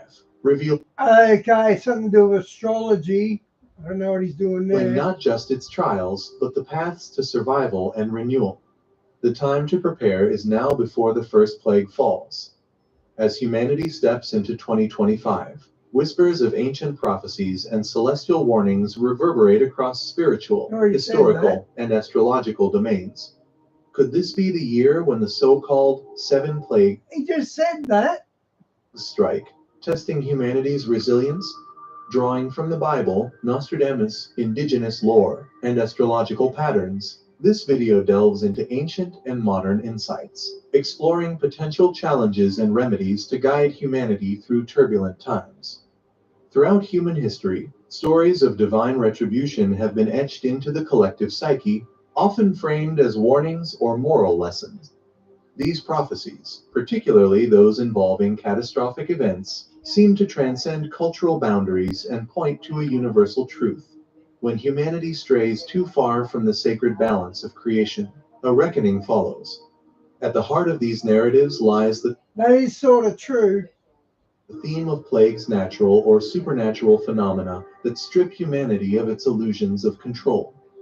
One of the most compelling references to plagues arises from the Bible, where they are used as instruments of divine intervention. The 10 plagues of Egypt in the book of Exodus were not merely acts of punishment, but a profound display of power aimed at dismantling Pharaoh's hubris and his empire's systemic oppression. Each plague served as both a physical disruption and a spiritual metaphor, turning the life-giving Nile into blood symbolized the corruption of prosperity. The swarms of locusts signaled nature rising against humanity. The pestilence that struck livestock represented economic devastation. These plagues were sequential escalations, growing in severity, each calling Pharaoh to humble himself and recognize the sovereignty of the divine. Yet, his repeated refusals hardened his heart further, culminating in the ultimate plague, the death of the firstborn. It was a stark reminder of the cost of defiance against divine authority, a warning that echoes through time. The book of Revelation draws a chilling parallel to these ancient events. In the apocalyptic visions of John, 7 bowls of wrath are poured out upon humanity in the end times, each one unleashing catastrophic consequences. These plagues symbolize the culmination of human rebellion and the resulting collapse of societal and ecological systems. They speak of scorching heat, poisoned waters, and darkness, creating vivid imagery of environmental devastation and spiritual desolation. What makes these ancient prophecies unsettlingly relevant is their resonance with contemporary challenges. Today, humanity faces its own plagues, pandemics, climate change, mass extinctions, and economic inequality. The biblical plagues and their apocalyptic counterparts in Revelation mirror these modern crises, as though the ancient texts anticipated our era of upheaval. The water turning to blood might find a modern parallel in polluted rivers and oceans choked with industrial waste, symbolizing humanity's desecration of nature's lifeblood. Locust swarms, which devastated regions of East Africa in recent years, evoke memories of the Exodus, underscoring the vulnerability of human agriculture to climate extremes. The pestilence that struck Pharaoh's livestock echoes today's zoonotic diseases, which leap from animals to humans, exacerbated by the encroachment of human activity on wildlife habitats. Famine, another theme of the biblical plagues and Revelation's prophecies, remains an ever-present specter in regions destabilized by conflict and environmental collapse. The imagery of scorching heat in Revelation feels particularly poignant as global temperatures rise, leading to unprecedented heat waves and droughts. Both the 10 plagues of Exodus and the 7 bowls of Revelation serve a dual purpose. They are both a form of divine judgment and a call to repentance.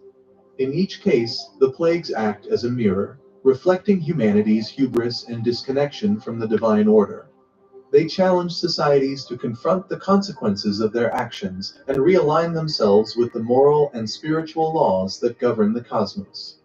In the Exodus narrative, the ultimate goal was liberation not just of the Israelites from slavery, but of humanity from the chains of arrogance and idolatry. Similarly, the apocalyptic visions of Revelation are not merely about destruction but renewal.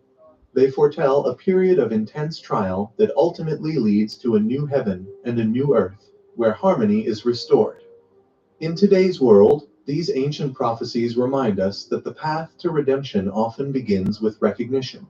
They call for a return to humility, a willingness to acknowledge the limits of human power, and the need for a higher guidance. The plagues, whether ancient or contemporary, are not just acts of wrath, but opportunities for transformation, urging humanity to heed the warnings, turn away from destructive paths, and embrace a deeper spiritual truth. The question remains, will humanity, like Pharaoh, harden its heart, or will it find the humility to listen? As these ancient texts suggest, the outcome of the plagues, whether they lead to destruction or renewal, ultimately lies in our response. Hey there, amazing viewers! If you're enjoying this video and want to show your support, don't forget to hit that super thanks button below. It's a great way to help keep content like this coming your way. Your support means the world to me, and it helps us continue making awesome videos for you. Thanks so much for being part of this journey. Let's get back into video. Michel de Nostredame, commonly known as Nostradamus, is a name steeped in mystique. A 16th century apothecary and seer, Nostradamus crafted enigmatic quatrains that some believe foretell humanity's most profound crises. His verses, brimming with ambiguity, often find new relevance in modern events, particularly in times of global uncertainty.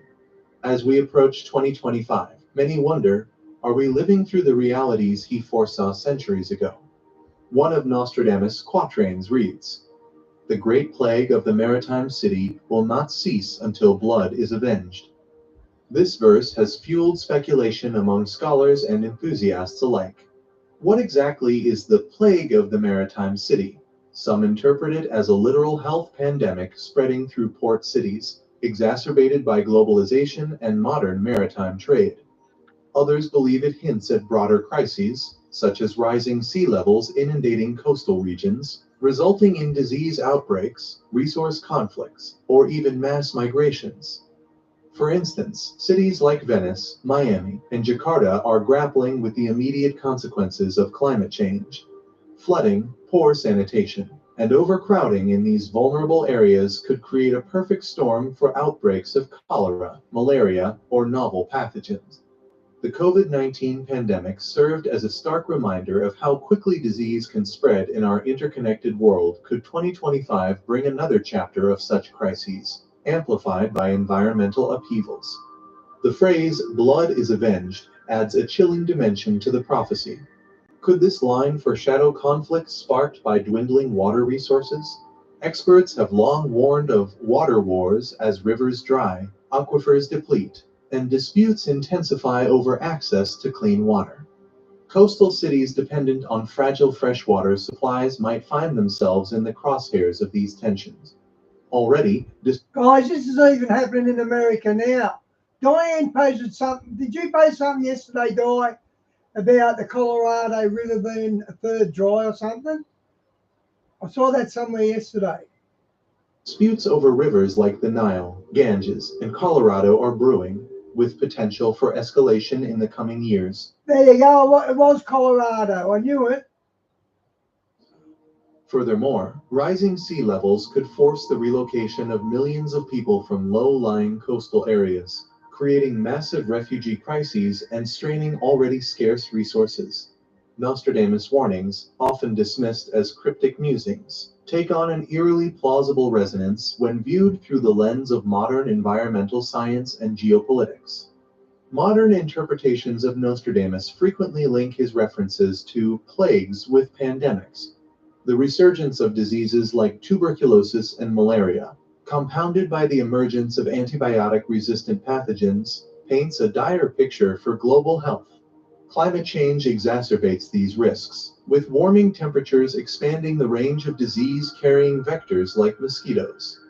Additionally, the aftermath of COVID-19 Happy New Year. I was never here. Have a good New Year. has left healthcare systems globally overstretched and vulnerable. Could a confluence of environmental degradation and infectious disease outbreaks manifest as the Great Plague Nostradamus envisioned? Coastal and port cities, with their high population densities and dependence on global trade, remain particularly susceptible. The genius or curse of Nostradamus lies in the elasticity of his words. His quatrains seem to mold themselves to the anxieties of any given era, yet some threads are strikingly consistent. His visions often feature themes of human hubris, natural catastrophe, and violent reckoning. As we navigate the 2020s, these themes echo loudly. Climate change, escalating geopolitical tensions, and public health crises form a trifecta of existential threats. Could 2025 represent a crescendo of these challenges, as suggested by Nostradamus' cryptic warnings? While Nostradamus' quatrains are open to interpretation, they serve as reminders of humanity's vulnerability. Whether or not 2025 fulfills the seer's ominous visions, the risks they hint at are undeniable. From addressing climate change to bolstering healthcare systems and resolving resource conflicts, our collective response will determine whether these prophecies remain allegorical warnings or become grim realities. The true message of Nostradamus, perhaps, lies not in fear, but in action. His cryptic warnings compel us to confront the fragility of human civilization and the need for resilience in the face of uncertainty. Indigenous traditions from various cultures around the world often emphasize the concept of cyclical destruction and renewal, viewing time not as linear, but as a series of repeating cycles or ages. These cycles are interconnected with the natural world, and the well-being of humanity is intricately linked to the health of the earth. In these wisdom traditions, periods of destruction are not seen as mere punishment, but as necessary catalysts for rebirth and renewal, essential for restoring balance when it is lost. This cyclical view of life acknowledges that destruction is not an end, but but a transition, a call for humanity to realign with the rhythms of the earth, restore harmony, and reawaken to a more sustainable way of living. Okay, that's going to be too new age for me. Those live videos.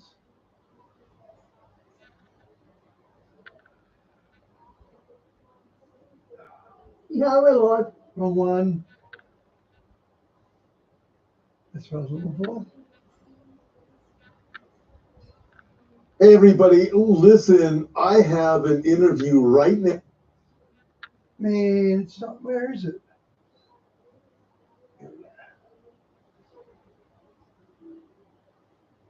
Hang on, guys. I'm looking at something like loaded that's not showing up. Subscriptions, no. Right there. Hang on, I've got to go to history, guys. Bear with me.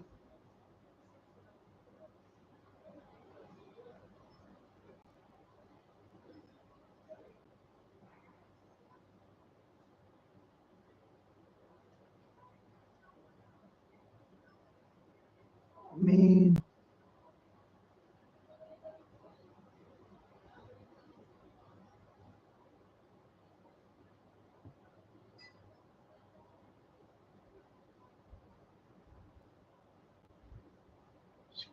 And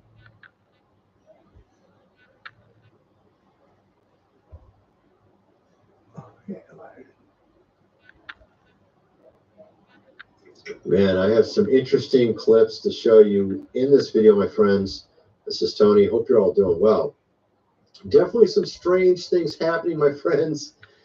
Yes, indeed. We have now some new stuff happening. We got like 3 or 4 major things, okay? We got this very bizarre fog happening in places that it usually doesn't happen, and it's not normal fog. And then in one example, there's actually some creatures seen in the fog. Okay, we'll get into that. We're going to get into something strange happening above New Jersey. Another, and this isn't an orb, this isn't a drone, this is some, I don't know what this is. I'm going to show you that one probably first. It is weird. I don't know what to make of it. Okay, so we got more stuff going on like that. We got 3 days of 3 different planes crashing, a 4th one almost crashing with some professional basketball players on it. I don't know what's going on, man. This is getting weird. All right. We got an invisible man tearing down trees in some dude's backyard. We'll get into that as well. you already gang up on me. Well, like I said, we got a lot of stuff. So let's just start with this one. This one's really bizarre. Again, this is New Jersey. I don't know what's up with New Jersey. I've got Vass and Phil ready to help me to take you girls on. What's going on there, man? But this is getting crazy. Every time it's something different. This time, I don't know what this is. You can tell me what you think. Does that look normal to you? Does that look normal? Does that look like the sun? I don't think the sun spins around. I don't think the moon spins around. I don't think lightning does that. Does that look like lightning to you? Spinning around? Like, what is that? It's literally rotating. What is that, dude? Seriously?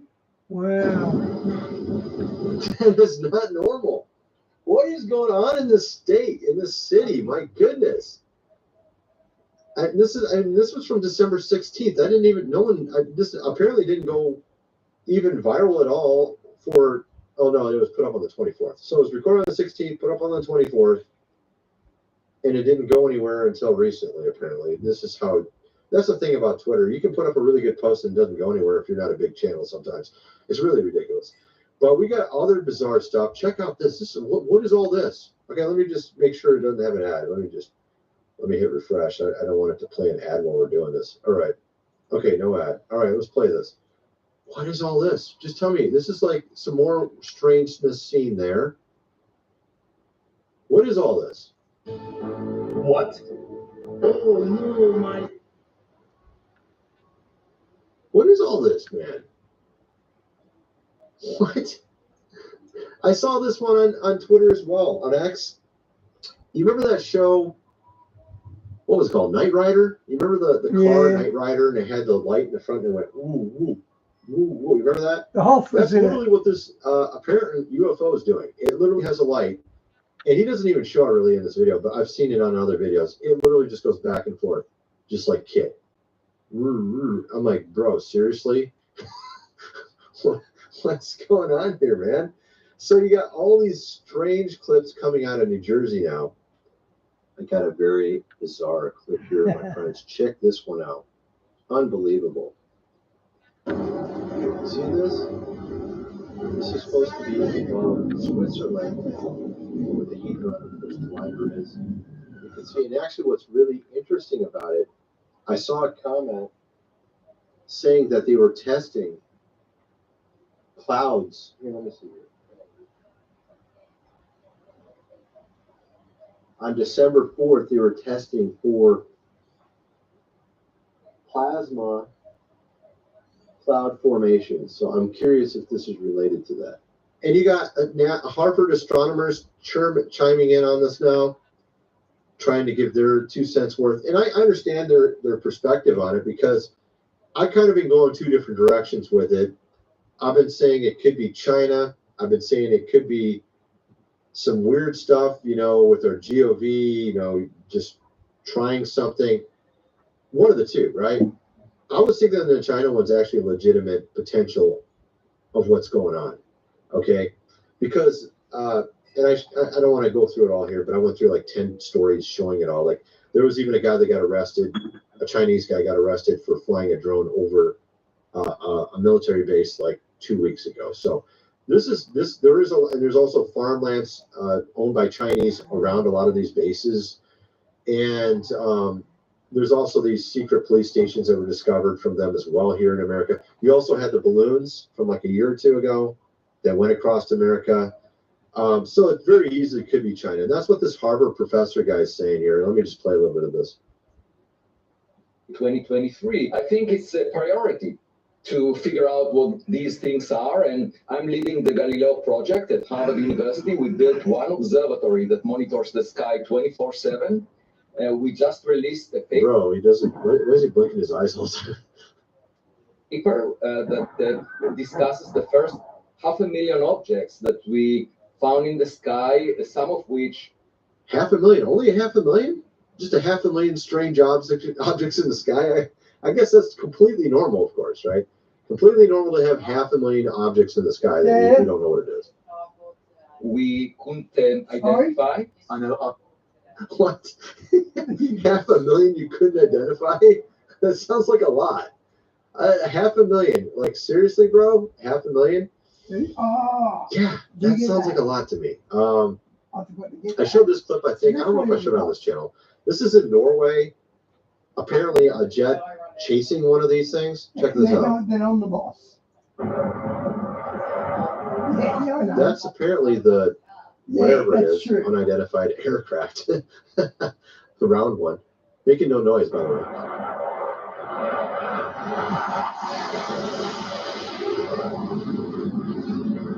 Jet looks like it's kind of slow. Can't keep up with it, you know.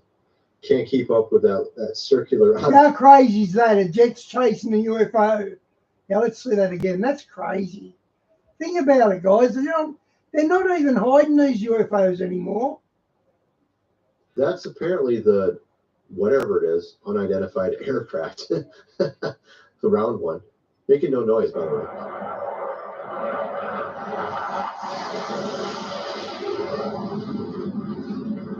Jet looks like it's kind of slow. Can't keep up with it, you know. Can't keep up with that circular object for some reason. I don't know, man.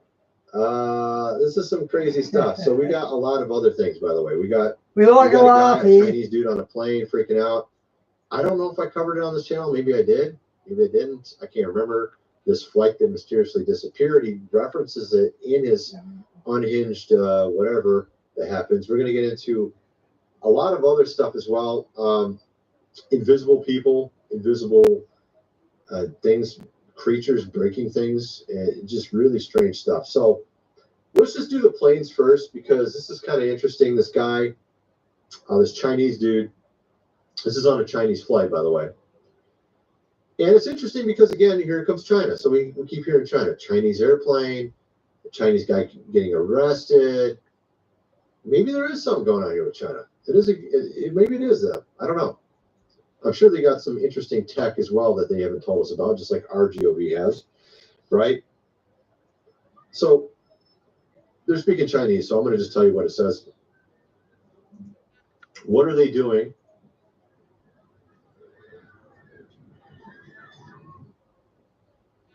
We're on fire. Huge drop into the water, total chaos. Sounds wild, especially over the loudspeaker. Good job, everyone. That was a drill. Not thinking straight? That dare fix will fix it. Oh, I'm bound to have milk. Save 30% on average when comparing car hire with Skyscanner. And enjoy that wind in your hair feeling. The car's got a mullet. They're funny ads.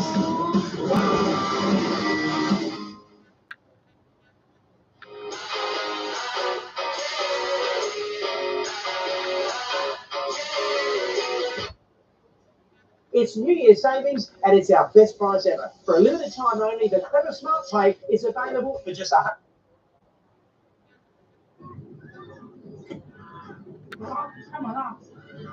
What happened? Someone tried to open the door on the plane while it's in mid-flight.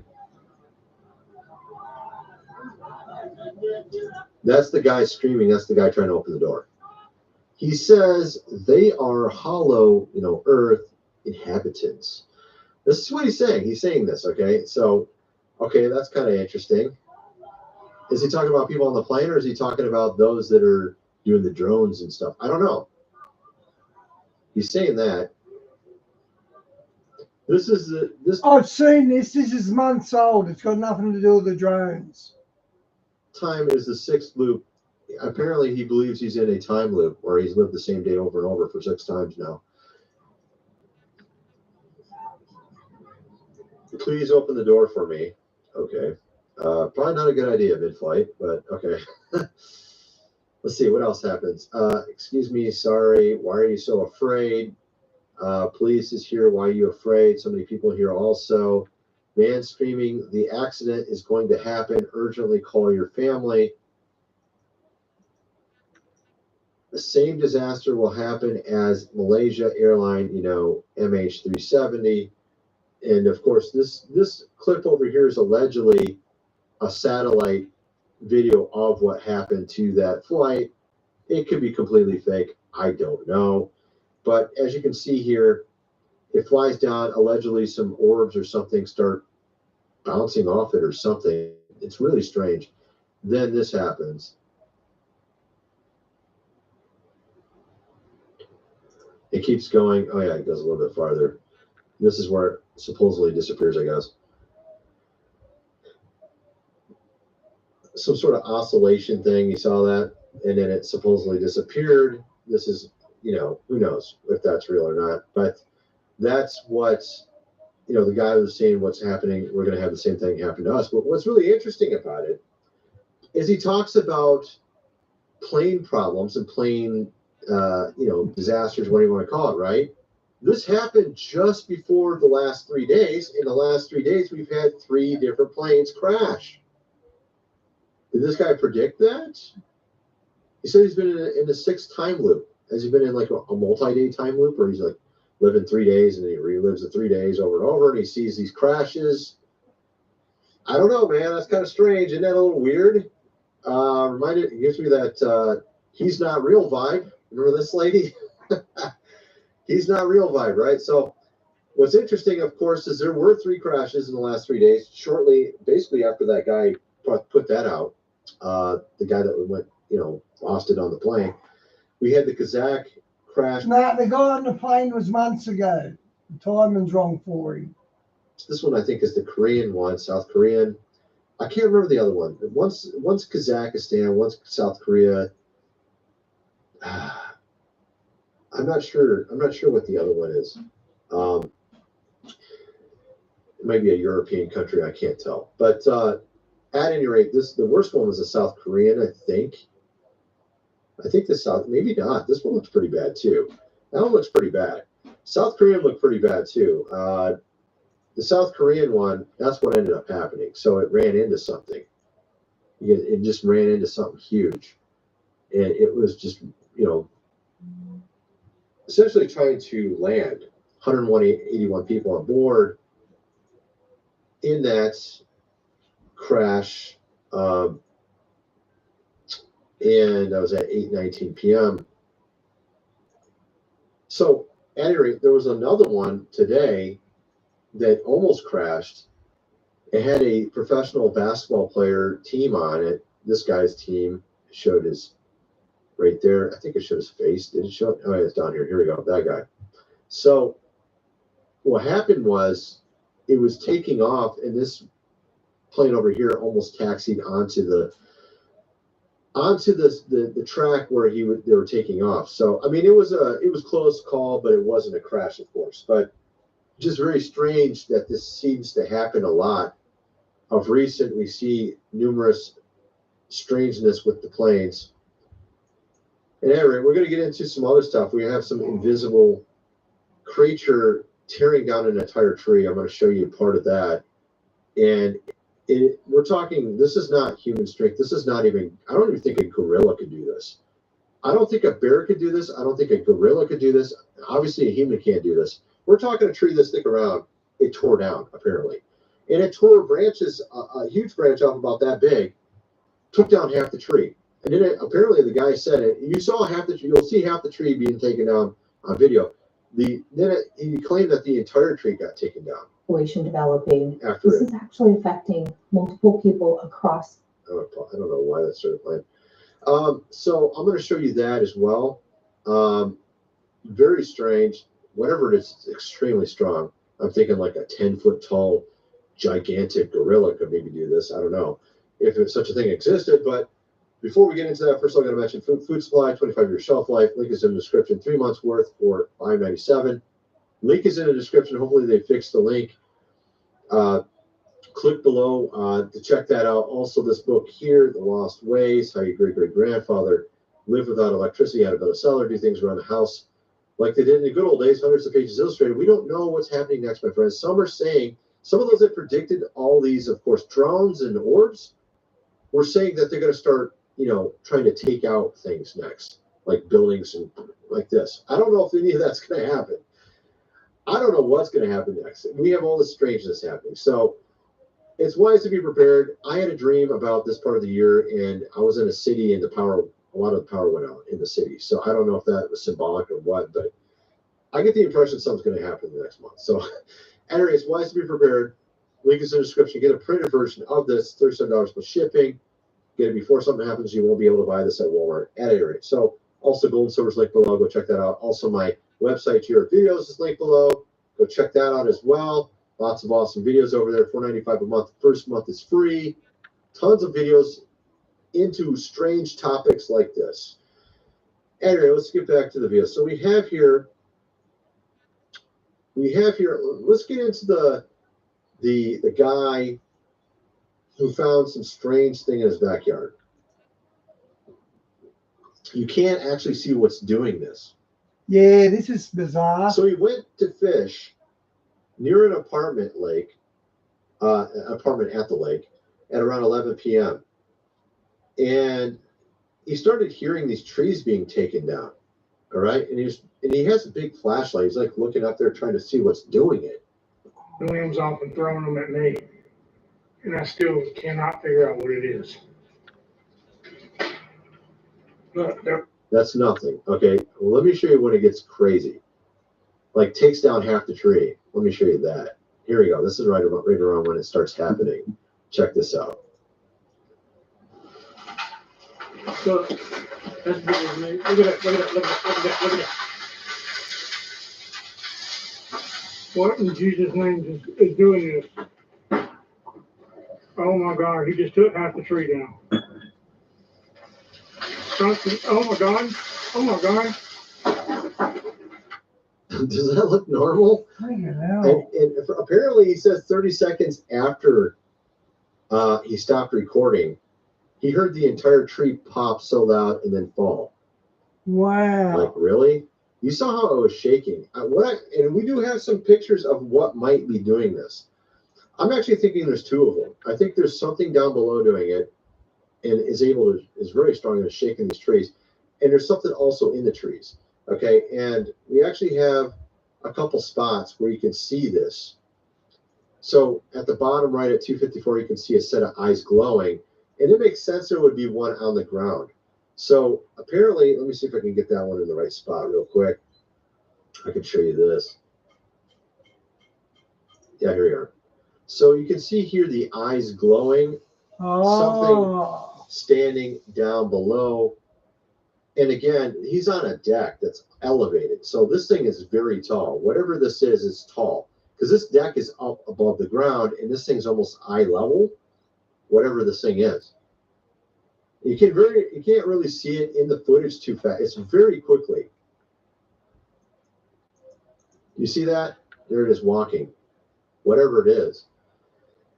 It seems to have some heftiness to it the way it was walking there. But the thing is, though, there's another clip where you can see something moving in the trees, and it's pretty fast. So it's kind of strange, man. Let's see if I can show you this. This is from this section here is from James's channel because he zoomed in on it, and you can kind of see it a little bit better.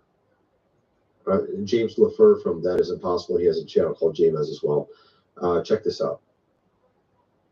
I'll figure out what it is.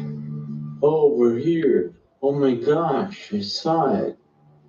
From that day. And I still cannot figure out what it is. Over. So you can see something moving across here behind the trees and the leaves. It's hard. It's really pretty fast, actually. I was playing that at slower speed. What speed was I playing that at? I was playing it at half speed. And you could see it was still very fast, whatever it was. And it was moving across here. And I actually did find another section, and I can't find it now. It's really annoying, but I actually found a section where you could see it also like a little bit better. I wish I would have recorded it when I saw it, because I lost where it was in the video, because it's kind of hard to find this stuff in the video because it's really hard to see. And I didn't want to spend another hour trying to find it. I spent like 30 minutes trying to find it, and I was like, I can't find it. But I did actually find one spot that looked strange right here. And you could see something in between the trees at one set for like a millisecond there. And there was another spot where, when they tore down like a massive branch, he had the lights off and then he tore down a branch. There was somewhere in here I saw something. I just can't find it now. It's so annoying. What was it? I thought I saw something. I thought I saw something move across the screen on the bottom. Wow. Is there something here? Let's see here.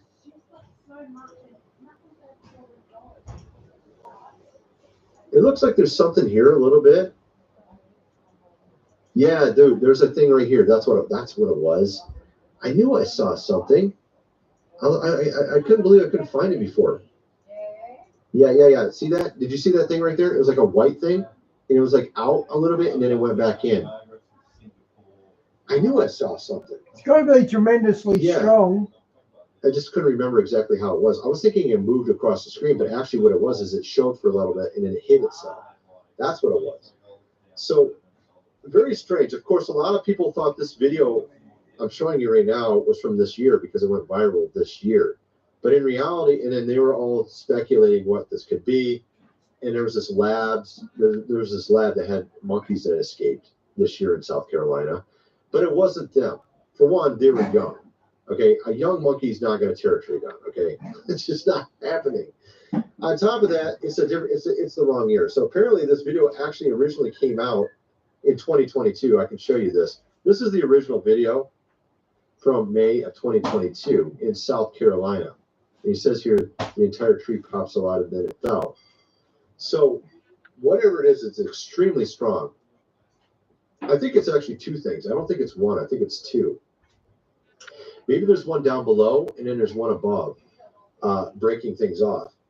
But you can't. It's really hard to find a spot where you see something. So some are saying it's like a predator from the movie Predator, you know, like with Arnold Schwarzenegger in it. Oh, I got us some Japanese beer to try. I don't know. It could be, but I actually see something in a couple spots, so I don't think that's the case.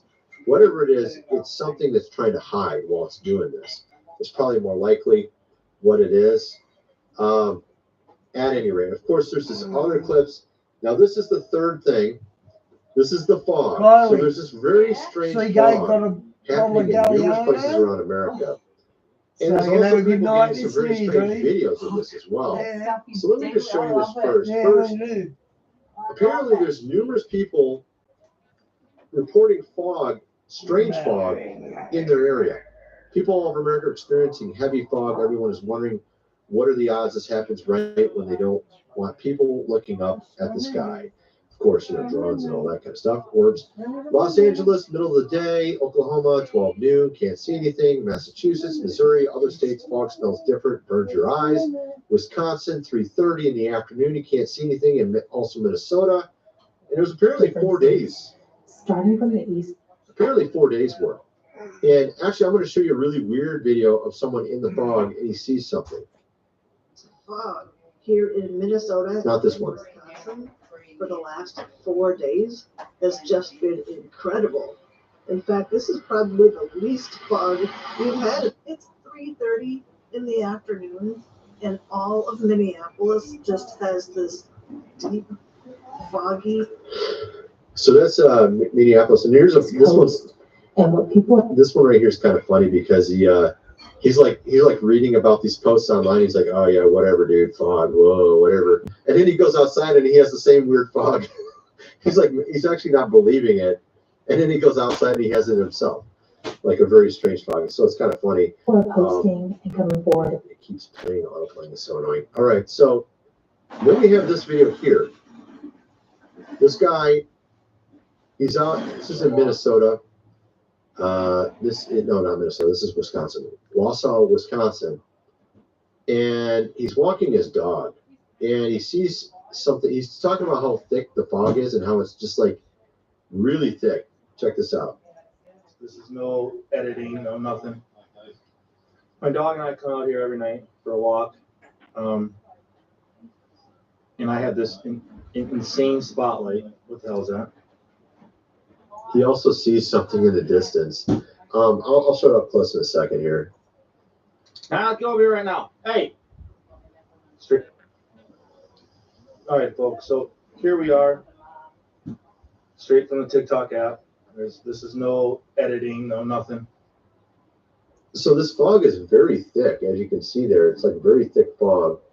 He sees something in the distance a little bit, and then he gets a little scared, I guess you'd say.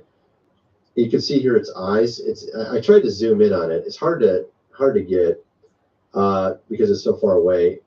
This one you can kind of make out the structure, whatever it is. You got the arms and legs or something he was seeing.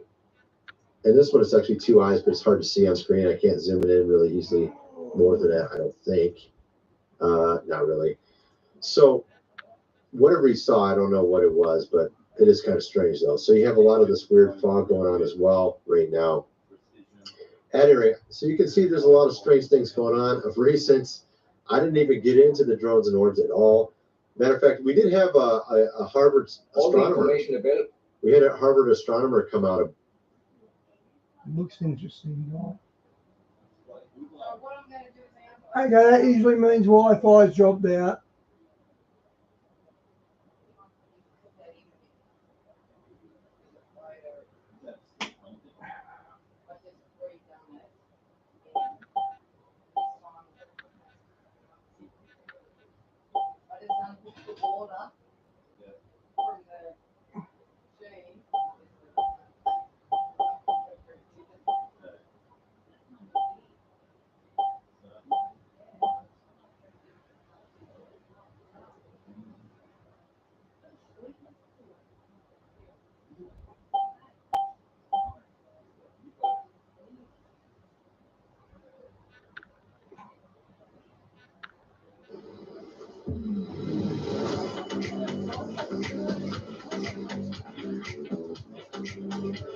it's worth it. What's it like that?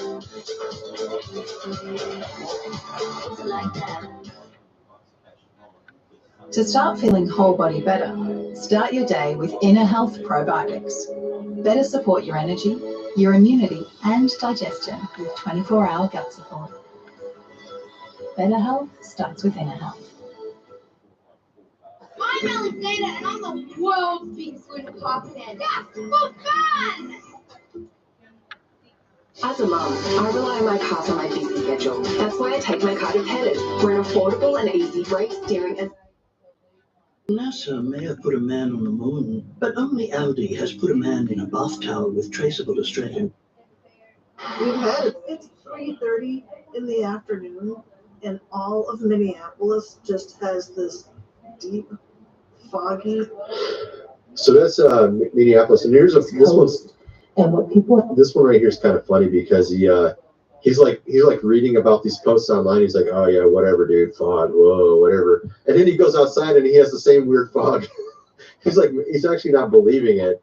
And then he goes outside and he has it himself, like a very strange fog. So it's kind of funny. Or posting and coming forward. It keeps playing, autoplaying is so annoying. All right, so then we have this video here. This guy, he's out. This is in Minnesota. No, not Minnesota. This is Wisconsin, Wausau, Wisconsin. And he's walking his dog, and he sees something. He's talking about how thick the fog is and how it's just like really thick. Check this out. This is no editing, no nothing. My dog and I come out here every night for a walk, and I have this insane spotlight. What the hell is that? He also sees something in the distance. I'll show it up close in a second here. Now, let's go over here right now. Hey. Straight. All right, folks. So here we are, straight from the TikTok app. This is no editing, no nothing. So this fog is very thick, as you can see there. It's like very thick fog. He sees something in the distance a little bit, and then he gets a little scared, I guess you'd say. You can see here its eyes.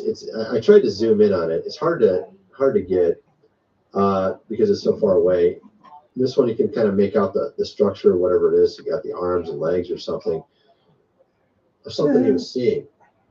And this one is actually two eyes, but it's hard to see on screen. I can't zoom it in really easily more than that, I don't think. Not really.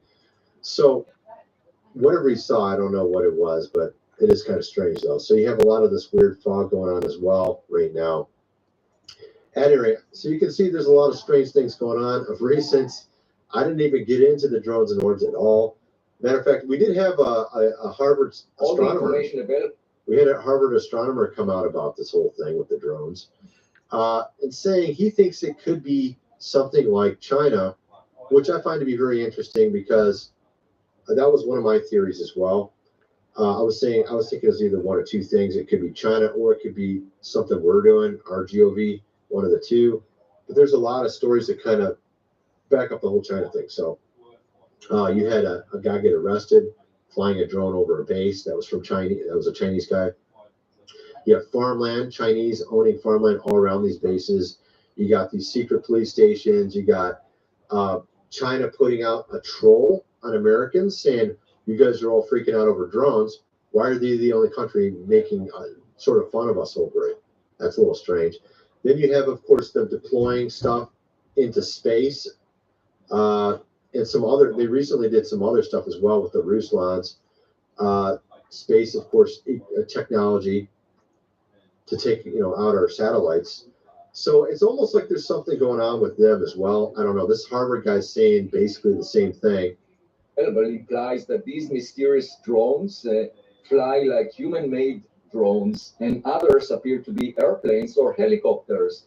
It's standard practice for the U.S. military to notify law enforcement. Why would you have to stipulate that the clones are human-made? What's the alternative? That was a Freudian slip. Let's hear that again. So it's almost like there's something going on with them as well. I don't know. This Harvard guy's saying basically the same thing. But implies that these mysterious drones fly like human-made drones, and others appear to be Like human-made drones. What's the alternative? He just done a Freudian slip there. airplanes or helicopters. It's standard practice for the US military to notify law enforcement authorities of any plans to fly drones over residential areas, and therefore these unidentified drones must have originated from civilians or an adversarial nation. The Sky 24/7. We just released a paper that discusses the first 500,000 objects that we. Okay, guys, I'll finish with some James Caddick.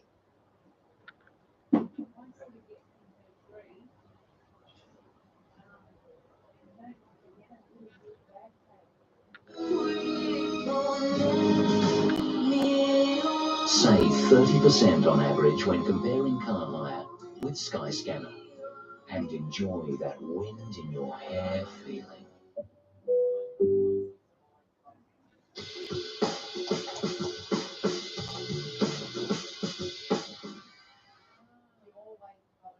I want to take a moment to share from my heart to you something that I think is really, really important. I'm not doing an intro today, anything like that, because this is going to be the last actual video of the new year.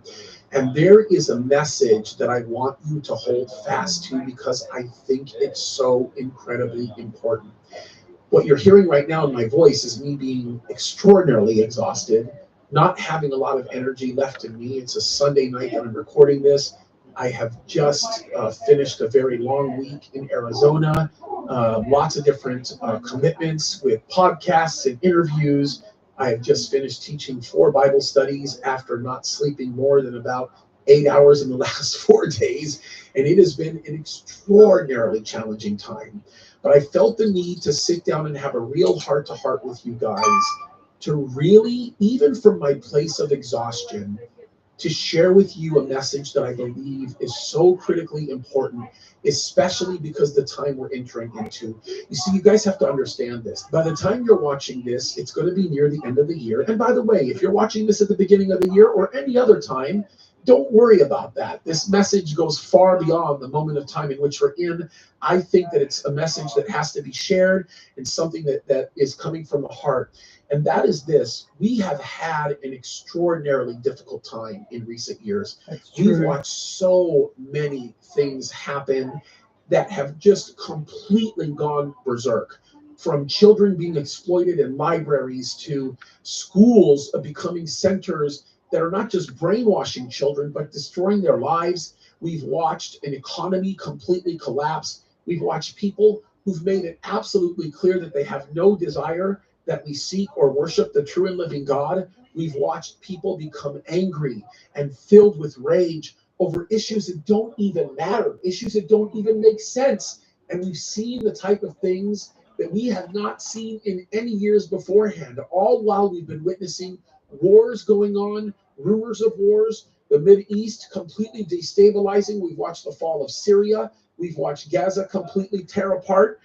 We've watched Hamas completely go to the wayside. We've watched Hezbollah fall apart. We're watching Iran right now beginning to run in fear.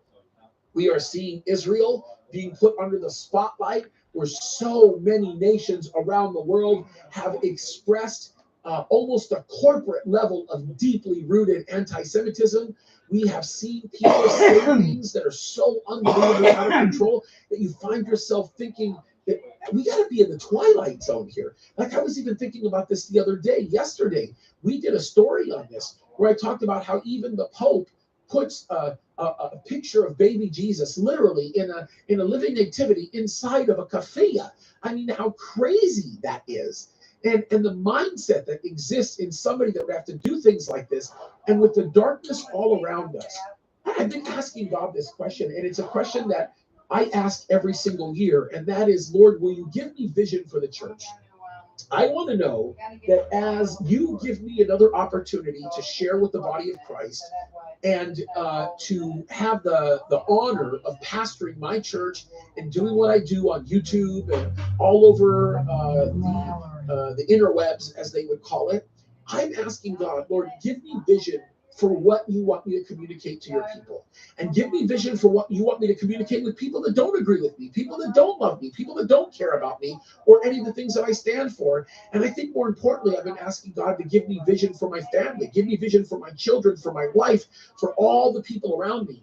And one of the things that has become astoundingly important to me, one of the things that has really caused me to look at things in a different way has been the story that I'm going to read to you. Now, the end of this story is perhaps the most significant part. The end of this story is the part that if you listen to any videos that I've ever done. When he gets passionate, he squints his This eyes. is going to be Look how he squints his eyes when he's passionate. the video that you need to listen to. If you're going to listen to any of the things that I say, I need you to pay attention to what's being said here. Because if we're going to do anything right, we have to understand that in order to do it, we have to seek God and that we have to follow him. Look, there's a lot of people in the United States of America that are celebrating because they know and that they believe that as we enter into 2025, we are coming into a better year. We have the election of a president that we believe will give us a Gee, he's got that terribly wrong, I think. better result. We see a lot of positive things already beginning to change. We see an attitude in a nation that is becoming very hopeful. We just experienced so many wonderful and good things that have come upon us in this time. And the one thing that we need to do is recognize that this was a gift from God. It was the grace of God to give us an opportunity to live a very different way, to live a unique way, a way in which we recognize the reprieve that we've been given, and then to wholeheartedly just push and go for it, to become people who will say, you've given us the opportunity, we're going to take advantage. And what that's going to involve is this: not looking back. We have to do the things that God has called us to do without ever looking back, because he's given us something new to do it with. He's given us this new reprieve. He's given us grace. We were in a place where the nation was quickly headed towards judgment, and it may still be on a lot of levels, but he gave us this reprieve in the election and all of the things that happened. And not that we find salvation in the election, not that we find hope in the election, not that we find peace or joy in the election or in any leader. But the one thing that we can do is we can rejoice in the fact that as Christians, we're going to get to operate a lot more free than we were operating in the last 4 years. That at least the president that's coming into office is one that actually loves Christians, and he cares about Christians, and cares about freedom of religion and freedom of speech. And all that stuff is really important, and it's really powerful when you recognize the fact that this is freedom of speech, yet Trump signed the no-hide laws. Perhaps God, and I believe not perhaps, I think it is God giving us a reprieve. God basically saying, you have an opportunity to do something, and that's where the story of this Bible passage comes in. By the way, this comes out of the book of Luke, chapter 9, and I want to read it because it's really important. We'll go through it quickly, but I think it's really important because I want you to develop the vision that God has given me for the upcoming year. And I think that if you will, it will absolutely blow your mind when you hear what God had to say. And then when you recognize the application of it, it's really remarkable. Let's look at this. Verse 57, it says, and when it came to pass that as they went in the way, a certain man said unto him, Lord, I will follow thee whithersoever thou goest. Now, this is important that you catch this, because right now we're living in a moment where we're seeing so many positive changes taking place. And the idea here is that we can jump on the bandwagon and we can get our piece of the action, and it's going to be great. And let's go. I'm emotional. I'm ready. I'm motivated. But so many people get really excited in the initial moment, and then they lose, for lack of a better term, momentum, because they don't have discipline. Emotion and discipline are two completely different things. I'm going to put up a picture for you right now that I think will speak volumes to you. And it sort of explains the nature of mankind.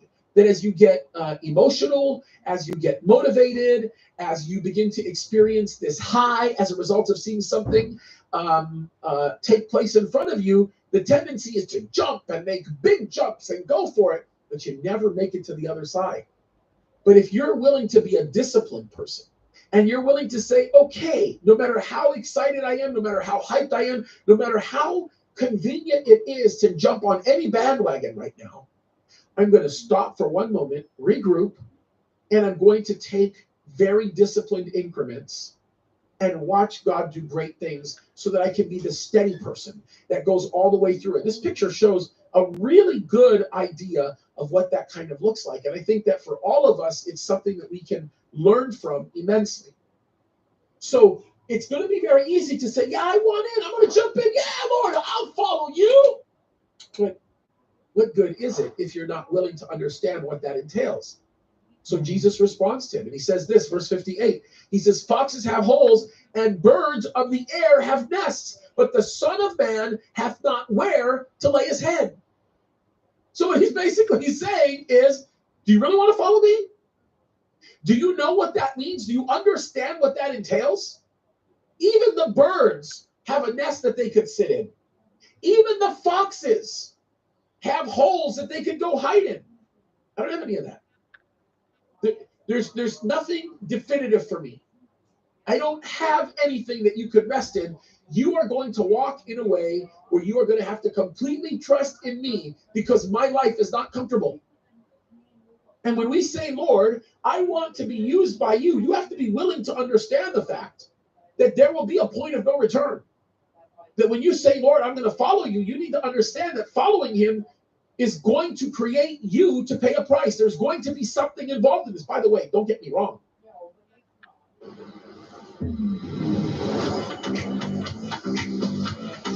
Good night, Dolly. Yeah, it's worth it. What's it like that?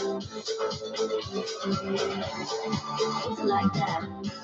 Bloody heads.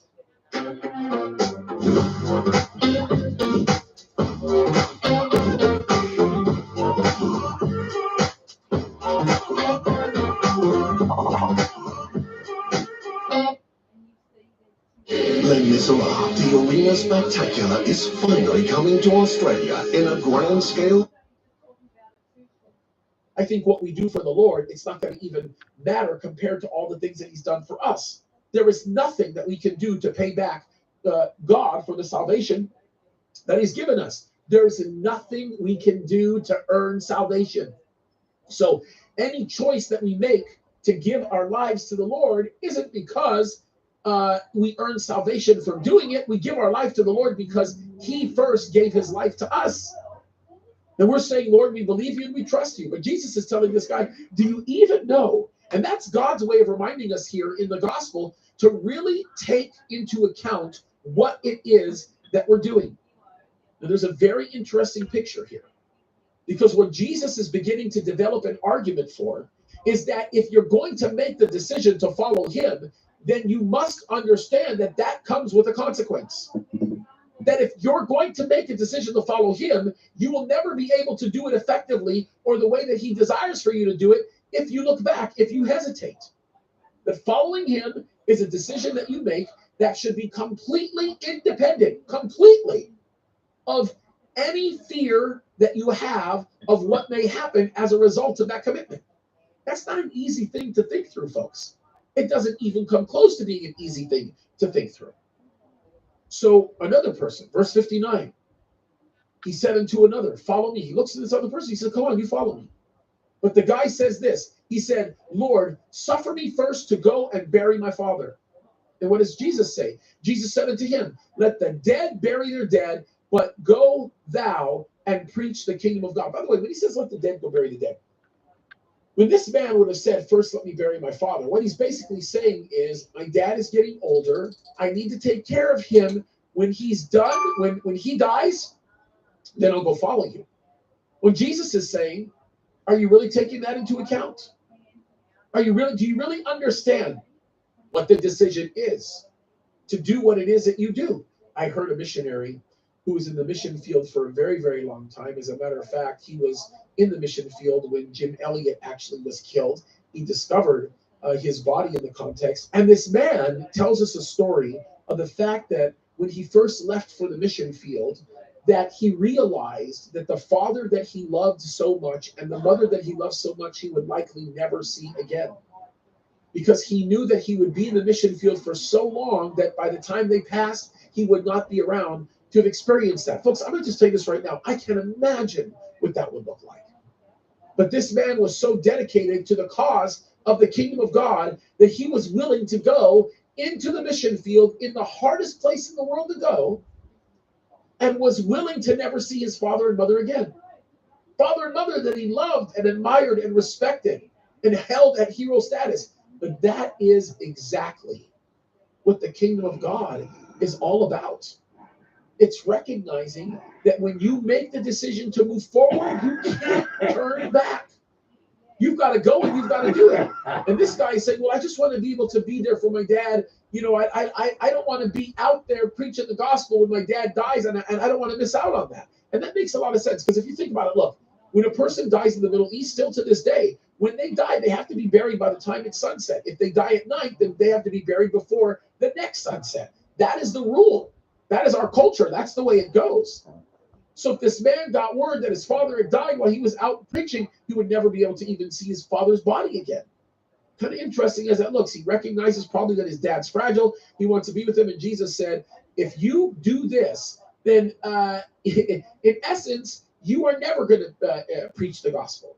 That's why he said, let the dead bury the dead, and go thou and preach the kingdom of God. Let's go.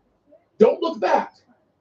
And another also said, Lord, I will follow thee, verse 61, but let me first go bid them farewell, which are at home at my house. Okay, Lord, I'll go. I don't even want to wait until Okay, guys, I'm out. I'll just God go back and bless. say goodbye to my See you family. tomorrow. And Jesus said something that's profound. This is the message that I need you to take home. This is the thing that you cannot forget. Look what he